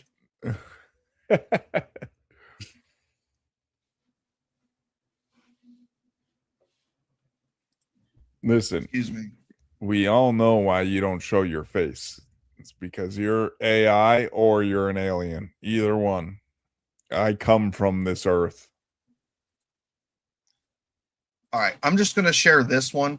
This is it's similar to the Google Docs. This is just something somebody made. It's a Microsoft Word. But a lot of these I already had pulled up, and they are newspaper clippings. So especially these Ohio ones. This one, there's a couple more Ohio ones. I found these original sources. But we'll just go through all these. Where are we at? We're already at 2 hours, right? Yeah. Okay. So this is just like a document somebody made. Somebody was interested in this stuff. So it just kind of goes into a timeline of giant discoveries in America. So, very large bones and stone graves found in Williamson County, Tennessee. Author John Haywood describes very large bones and stone graves found in Williamson County, Tennessee in 1821. In White County, Tennessee, an ancient fortification contains skeletons averaging at least 7 feet in length. What's up? Sorry, I was just laughing at the comments. Oh, Keep going. I wasn't laughing at you. Okay, here's another one. In Branton, Tennessee, footprints believed to be human were found in solid rock, 33 inches. They say long, they mean long, and 1 foot wide. These have 6 toes each. And that's interesting because I'm sure you guys, maybe somebody can pull it up, but all these giant footprints that are around the world in stone. Like they're essentially fossilized footprints. I hear Queck's typing, so I think he's. All right. No, the next one. Oh, I thought you were pulling up. There's just so much record of this. It can't all be false. But 1792, Buffalo, New York, reports that 7 and 8 foot skeletons were found at an earthen fort in Orleans County with broad, flat top skulls. That's interesting. I think another important thing to add is like, if the skeleton's 7 to 8 feet tall, then you have to add a few inches in there for how tall the person was.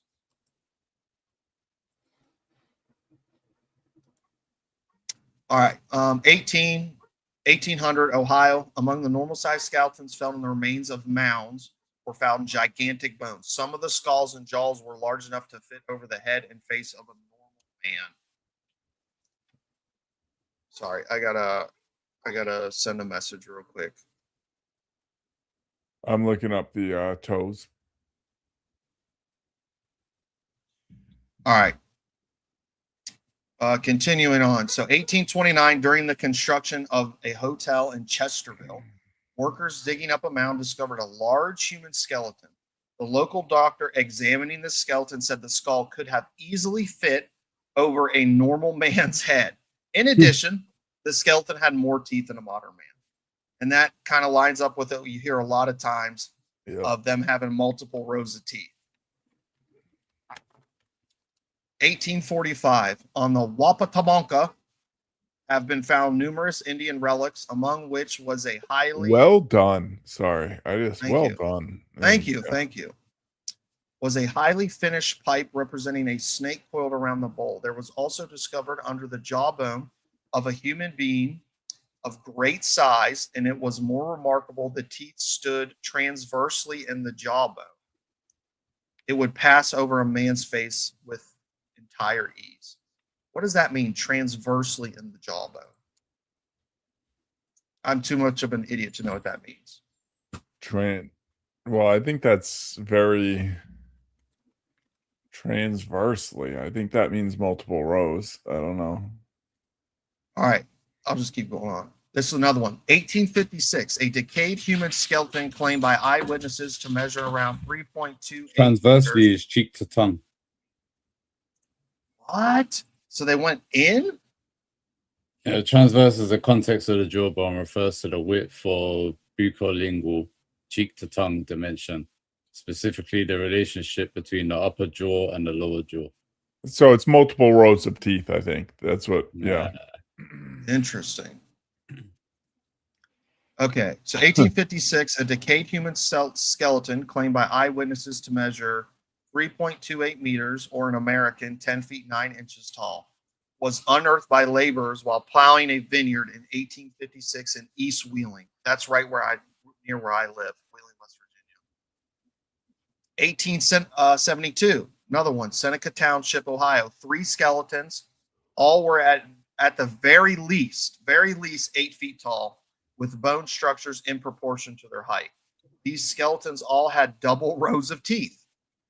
1857, workmen were constructing a bridge near the mouth of Paw Paw Creek at Rivesville.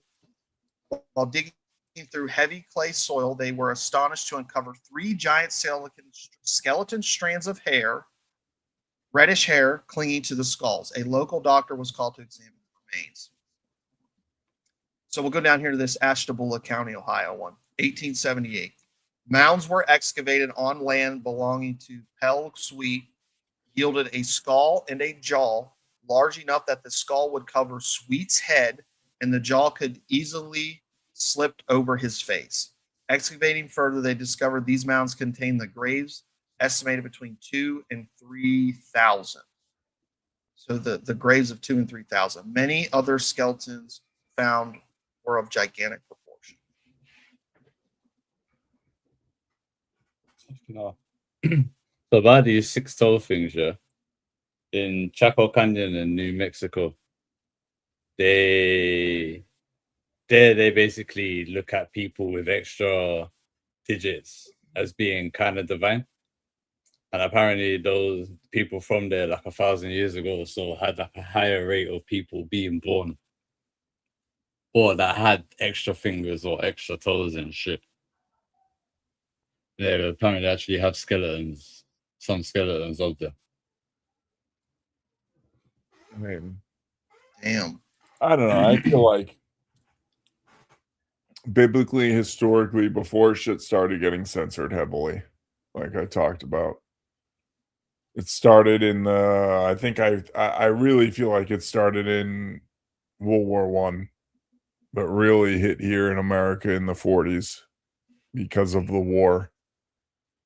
And you see it in these newspaper articles and all this stuff, even when beyond giants, you see it with the aliens. Before shit was censored, what we see in archaeological, just from the one thing I found, I don't know, it really seems that it leads to that there were giants in my eyes. From what I see, from what I hear, I feel like a very, yeah, I would agree. mean, That's the thing. There's too much across history that it matches up too much, even though the stories and interpretations are so different. If there was all the exact same story over 10,000 years, then I'll be like, it could be bullshit. But me, I'm more likely to believe it. The fact that there's so many different interpretations of seeing the same thing from various different parts of the world, there has to be something to it. They can't all be making up the same shit. no. Yeah, I agree. And I really feel the heyday of archaeology and everything was late 1800s to early 1900s. And then shit got taken control of. You weren't putting out information that wasn't approved of. And Yeah. and you see it in all these articles Jay just read. You see it in all these early archaeological shit, like all the stuff in India that I talked about, the cave systems. All these things were late 1800s to early 1900s, and then World War One happened, and I think that was the big changing point. And then the power of propaganda came in, and the power of altering what and the systems that were put in place that allowed people to change and manipulate information that was getting to regular people. And so that's why I credit to a lot to what you were just reading, Jay, is that these 1920s, 30s, this shit was coming out in newspapers. It was coming, and it may not be a headliner, but it was there. And if you go back into documents in books and literature, it was there. You go back into some of even science fiction literature, it was there. Maybe because by passing, I talked to Jay. Jay's an archaeologist. He says, blah, blah, blah. Well, I'm a science fiction writer. I write Journey to the Center of the Earth. Shit like this on different levels, right? Yeah.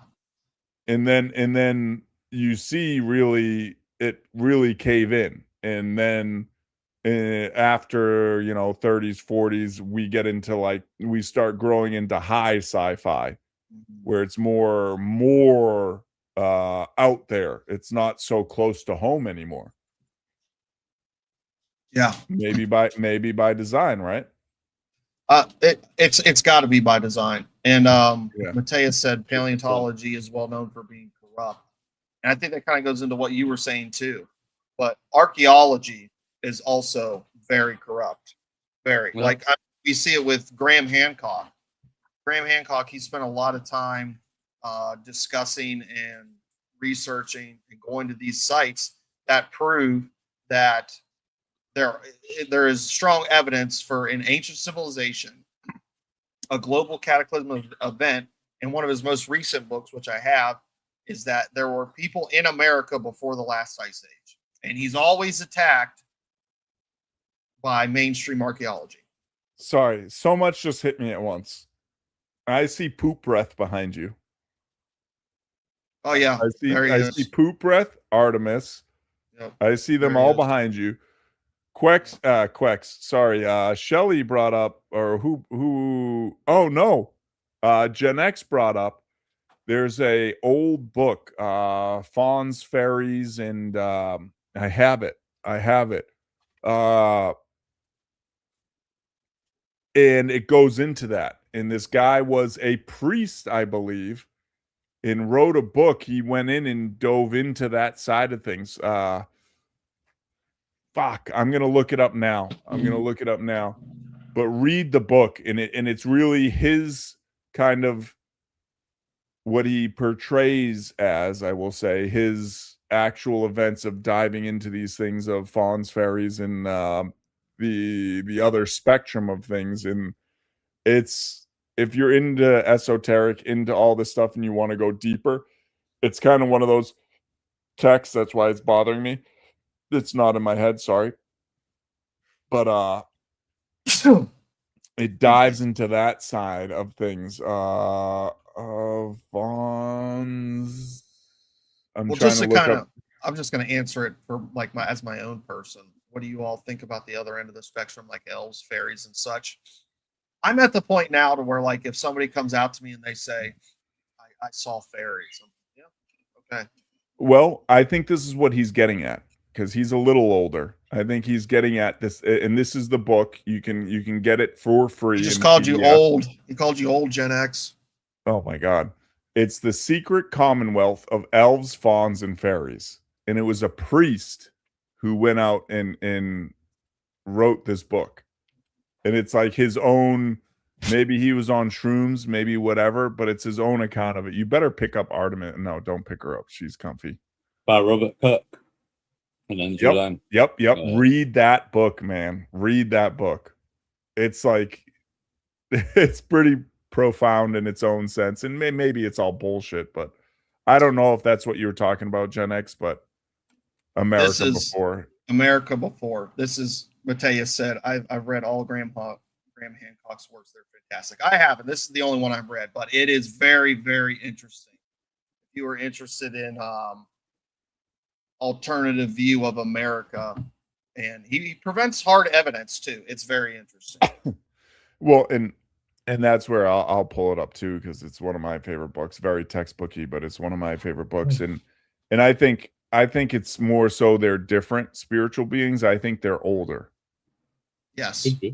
I think fawns, fairies, I think they're much. They're like, as long as orcs aren't real. Yeah, as long as they're, but yeah, I think they're like the essence of nature. Like they're beyond human. They're so old that they're like the creation of life. And I understand that's in the Bible too, but maybe the Bible just leaves that part out, right? Maybe the Bible's saying this is where we start, is the creation of man. Whereas I think, elves, fawns, and fairies might be the creation of trees, of everything else. But yeah, since he pulled out a book, I'm smart too. That, yeah. I read books too. That's the thing that I've always thought about with Genesis, because although it describes how the earth was made and whatnot, when you go back to the older versions, they don't necessarily say it was created out of nothing. It says it was here, but it never had form. And that it was given form, it was given these things. And then you go back to certain older scriptures and they speak of like this cosmic battle. which, hmm to my understanding, would just be spiritual beings or interdimensional beings battling it out. So we don't actually know what existed before us. All we know is the point from our creation onwards. And I think that's why a lot of these things get suppressed, because it shows you that something was here before. And if that proof comes out, people are going to have way too many questions. And And that's too the much shit will reason fall why apart. I actually got into the book I was talking about, The Secret Commonwealth of Fauns, Fairies, Elves, whatever, was this guy. And I know, Jordan, you have a lot on your list, but very textbooky. This dude is pretty good. He really dove into the esoteric, but he goes a lot into relating what we know as like religion to older stuff like fauns, fairies. It goes into, he relates, you know, the Bible to Sumerianism. He does a really good job in all that. But yes, Quex, I agree too. Whereas there's stuff Shelly left called out. somebody fat. Probably me. She probably saw me get up. Like, look at No, she said there's a No, balance no. if you go far enough into it, but she put far as fat. I know. Yeah. I'm just giving her shit. Uh, But my mind, when I heard the fairies, and maybe this is I just spent too much time on the internet, it went to what we hear described as like the Nordics when they talk about aliens and stuff. Could they have just could be. Well, you know, advanced? the Nordic too, like you put butter out in your backyard Yeah, to appease the fairies, like yeah. Because that's where that mythology comes from, is the Nordics, right? And that the elves and the fairies. That's both Nordic mythology, I believe. See, you need to watch Disclosure Day, motherfucker, because there's something I want to say that could Oh kind my of link to God. this, but if I say it, it spoils it, so I can't say shit. All right. Let's watch it after this. Let's watch it after this. No, but- Okay. Aren't you leaving?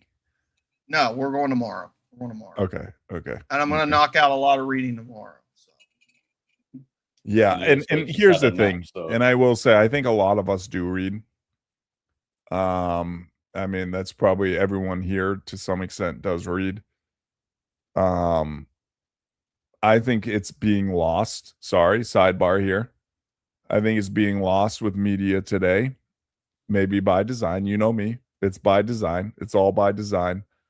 But reading is like, put down your phone, put down this. I mean, don't put down this podcast. Watch, like, subscribe, share, you know. Yeah, pick up the phone for the podcast. But, I'll put it down for everything else. But reading is, I think, one of our last like vestiges. Is that the right word?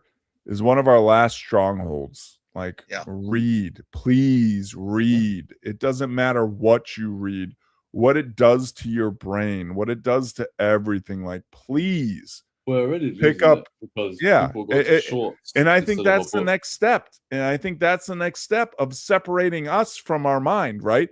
Because if you can read and you have the ability to read and visualize and think these things, because these are people that read, like, I mean, Jay, anyone can admit, like, who reads can say, like, I can read and I can visualize it.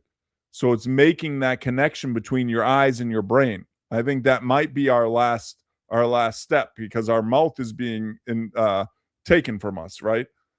Jay, you weren't here. I said it to Queck, some guy in a clip I had seen. Sorry, rant. Here comes a rant. Some guy in a clip I had seen has said, no matter what someone says to you, what you see, what you read, what you ever, do not do this for 7 days. Do not speak badly upon anyone. And don't say negative shit about somebody. Negative shit about anything. Don't say, oh, they're stupid. Oh, they're whatever. Shut up and be able to take in this information, and not, because nowadays this is so powerful for a lot of people. So we take in information and we then shoot it out in a negative way, whatever. Cut that out for 7 days. Catch yourself.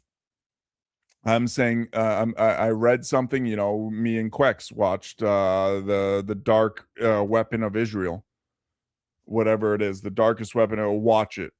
Disgusting. But then it's just, but then at the same time, and that's when it kind of hit me because I had watched this, and then I was saying to Quex, I was like, what? But then if I don't, and I just take this in, and I was kind of doing this in real time and processing it, and I don't need to say anything, although I did. I don't need to say anything. See how it changes your brain to be able to intake these things, negative or positive, but mainly we're talking about the negative here, and process it and not shut this funnel down. And that goes into why I'm saying reading, because I think the biggest thing that we have left as a connection is our eyes to our mind. Sorry.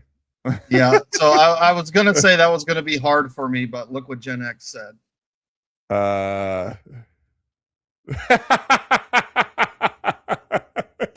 I know. That's what also brought it up. Sometimes I don't do it. My problem is I don't listen. do it.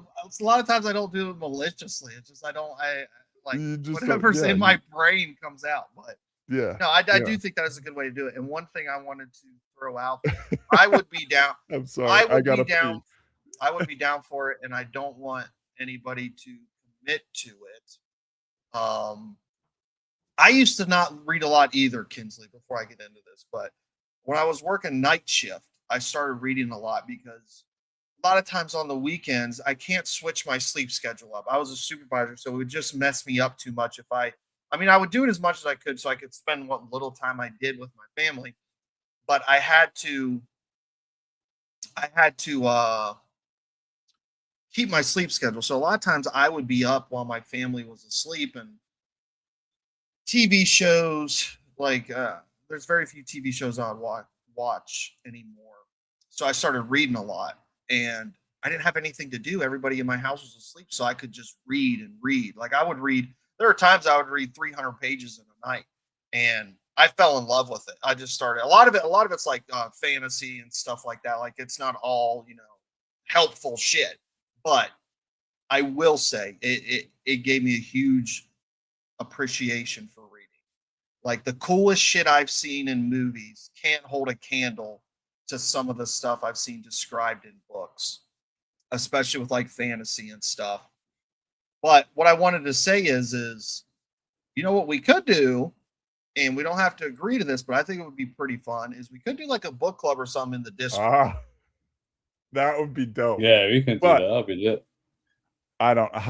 I'm not reading though. Someone else has to do the reading voice. Well, I'm not even saying we have to read. We could just say this week everybody's gonna read whatever, chapter 1 through 3. Okay. 1 through 3, and then we'll just discuss it, like that. I think that's a great idea, because it's one of my things, and I just said it. I'm sorry. I'm being a little ranty. The alcohol has taken its hold. But if I could promote anything in the world today, right? Like one of the few things that I could promote. I just said it. Why am I saying it again? Sorry, guys. Sorry. Deal with me. I apologize. Is reading. It's just, even if you're slow. Like, listen, I never liked to read when I was younger. That was what my son's dealing with it now. It was something was one of my, whatever you call it, shortcomings, or I want to say the R word, but it was reading. The R word is reading, but that was what do you call it when you go backwards? Digress. No. When you see things backwards. There's dyslexia. Dyslexia. I was dyslexic, and you still see it when I talk. I mean, you can see it. Like a lot of times, not only am I backwards, but my mind goes faster than I can speak. So like in my mind, I'm and luckily I've learned to read that way. So like I can read really quickly when I get in the zone, because I'm not looking at the word. I'm doing pattern recognition and filling the blanks. So I don't even, like, half the time I don't even need and that's how I'm teaching my son, because that's how I learned. Is like, listen, I wasn't sounding out words or nothing. Like I was learning the pattern of it all. And then maybe sometimes, and you'll see when I'm reading, even on the podcast, I'll go and I'll be like, oh, wait, I have to go back because that doesn't make sense. Yeah, that's Because a I bit was of doing pattern ADHD recognition. mixed into that. Exactly. I was doing pattern recognition, and then I get a few words further and I go, oh, wait, I have to go back. And then I have to look at the word and say, oh, okay, now that I'm older. Yeah, that is ADHD. Yeah. But I don't know. I think that's a great idea, Jay. I think that's a great Yeah, we hell, should do even it. if that's Yeah. a TikTok thing or something, like, and and the thing is, we can't make it like homework. We need to keep it Yeah.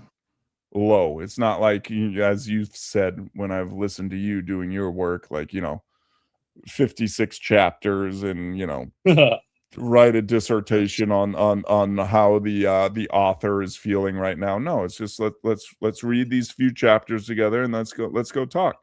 Yeah. No One book smut. and There'll a be no 10,000 word smut. essay a week. Yeah. Okay. Yeah. Kay and Shelley, no schmut. No smut. No, the vampires, veiny shaft books. This all goes to what we were saying. Well, when you were speaking about movies I not know, being able to Shelley, yeah. match up to the things that a story can describe when you're reading it.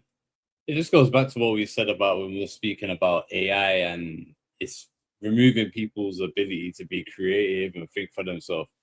Because when you're reading a book, well, for me anyway, whenever I read or even hear anything, which is why I got to be careful to some of the shit that I hear people say, is my mind immediately creates a fucking video for it. Me too. And I feel that by people going to say things like shorts or videos rather than actually reading, they're not exercising that skill anymore. That was the point, Gen X. That was the point. I agree. I agree. No, and I think people are losing that though, and that's why, like, in young kids, and I don't know if you were ever around, but I think you were, because you had agreed with it with me. See, there we go, my mind, especially under alcohol, I can't talk, but telling young kids, even when we were in the position, me and Jay, to mentor young kids, was like, listen, read. Don't do all this. Don't concentrate on all this. You try to tell these kids this, and I'm sure Gen X can agree with it. I know who Gen X is. We're not going to put it out there, but it's in one ear, out the other, and I feel like it's generational. It's always a generational thing. Yeah, you can't tell them shit. Yeah, you can't tell them, and then they come back later. I don't know if he has yet, but they come back later and say, "Hey, you were right." No. Like I have with my parents. I'm like, holy shit, you were right. Like, yeah, I don't. Yeah, kids are punishment for how you were as a kid. I've come to figure that out. Kids are punishment for how you were. I hope not, man. I hope not. Gen X he's in the shorts chat. He's in the shorts. We're double streaming tonight, so we're also in the vertical view Gen X. So there are some people commenting. You might not see them, but it's because they're in the other YouTube. That's my fault. Jay slept on the job. I did. I did. On fire watch, Jay fell asleep. He wasn't guarding his post. I owe a punishment stream. I'm sorry. Yes. All right, we're gonna come up with that. Sorry, I'm overly excited. That was a little. I'm sorry. Fortnite. No. But I'm talking about on don't even go in their ears and one out the other. Some people it bypasses their ear completely, goes around their head and just fucks off. Well, but that's then like I will say too, the people who don't have an inner monologue. I don't understand how they're real people. They just go through life not thinking. I don't understand that shit. I get that. Not that kind of punishment, Mateus. Oh my! Oh no, Mateus! Oh my god! You can stop biting your lip. What I F up? I didn't F up. I F up everything, but not this, as I'm trying not to talk about the dual stream. Oh yeah. I messed it up. That's my side. No, yeah. I'll take the ownership on that. I woke up and we were 30 minutes into the podcast. I appreciate you guys starting it without me, though. I'm sorry. I was like, I was honestly worried about you because you always answer. he You was. always like. You Yeah. can look back at the group chat, me, you, and Quex, the group, or in Ty. I was didn't even look at my phone. "Ugh." I just ran over here. I was like, oh fuck, I'm late, and I just ran over here. I'm sorry. I can't. Ponte help was but- like that mother that hasn't heard from their son. I was like, don't worry, man. Jay's probably done this. He's like, no, it's not like him. I was like, well, maybe it's this. Like, no, he don't do this, so it can't be that. Yeah. I can't help but see Artemis in the background. I miss the special kitty. Meow. Look at me. Look. Let's see if we can see her face. Oh, it doesn't look like she's a downy kitty. She's a Yeah, downy she kitty. is. She can see into other dimensions. Yeah. She speaks to the spirits. She's like, "Why'd you just pick me up?" Yeah. She can see into other realms, dude. I'm convinced. Yeah, we need Gen X, that's my fault. I started it and I chose the dual. If you look on the Numb Millennials page, there's actually 2 different streams Lives going right right now. Yeah. I put the link for this one in that chat. Yeah. You can come to this one if you want. I didn't know what I was doing. Jay usually handles it. I was just clicking buttons and making shit up. Yeah.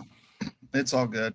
I mean, this stream has pretty good. People in the chat can let us know what the quality was like. Maybe this is something you handle the actual stream going forward. Your internet seems to be a little bit more reliable. And I can still share stuff and do that from here. Yeah, I mean, and I think we need to give Quex that too when he's in here. Because I know. Yeah, I got to add him in. Yeah, you gave me something and I was able to get in here and start the stream, which was, I was worried though, dude. I was like, he's not answering my text, he's not answering the group text. I was like, something's not right. I was like, I hope everything's okay. I was taking a nap. I know. Right. Well, the problem is I ate three fajitas and then I went into a food coma. Oh yeah, the fajitas will do it. Yeah. Well, yeah, I think we even missed some stuff here, but I think it was a good broad topic. I think we can. We definitely need to figure out the book club thing because I'm actually really excited for that. We need to Oh figure hell out yeah! We can sort that out in Discord. Yeah, we can sort that out in Discord. But this was a good one. Hopefully, it met people's expectations. Talking about giants, I think we covered a lot. I mean it was a rocky start, and it was a rocky start. And that's on me not knowing this. I should have studied. He gave me access long ago, and I didn't know what that meant until tonight when me and Quex were like, "Oh shit!"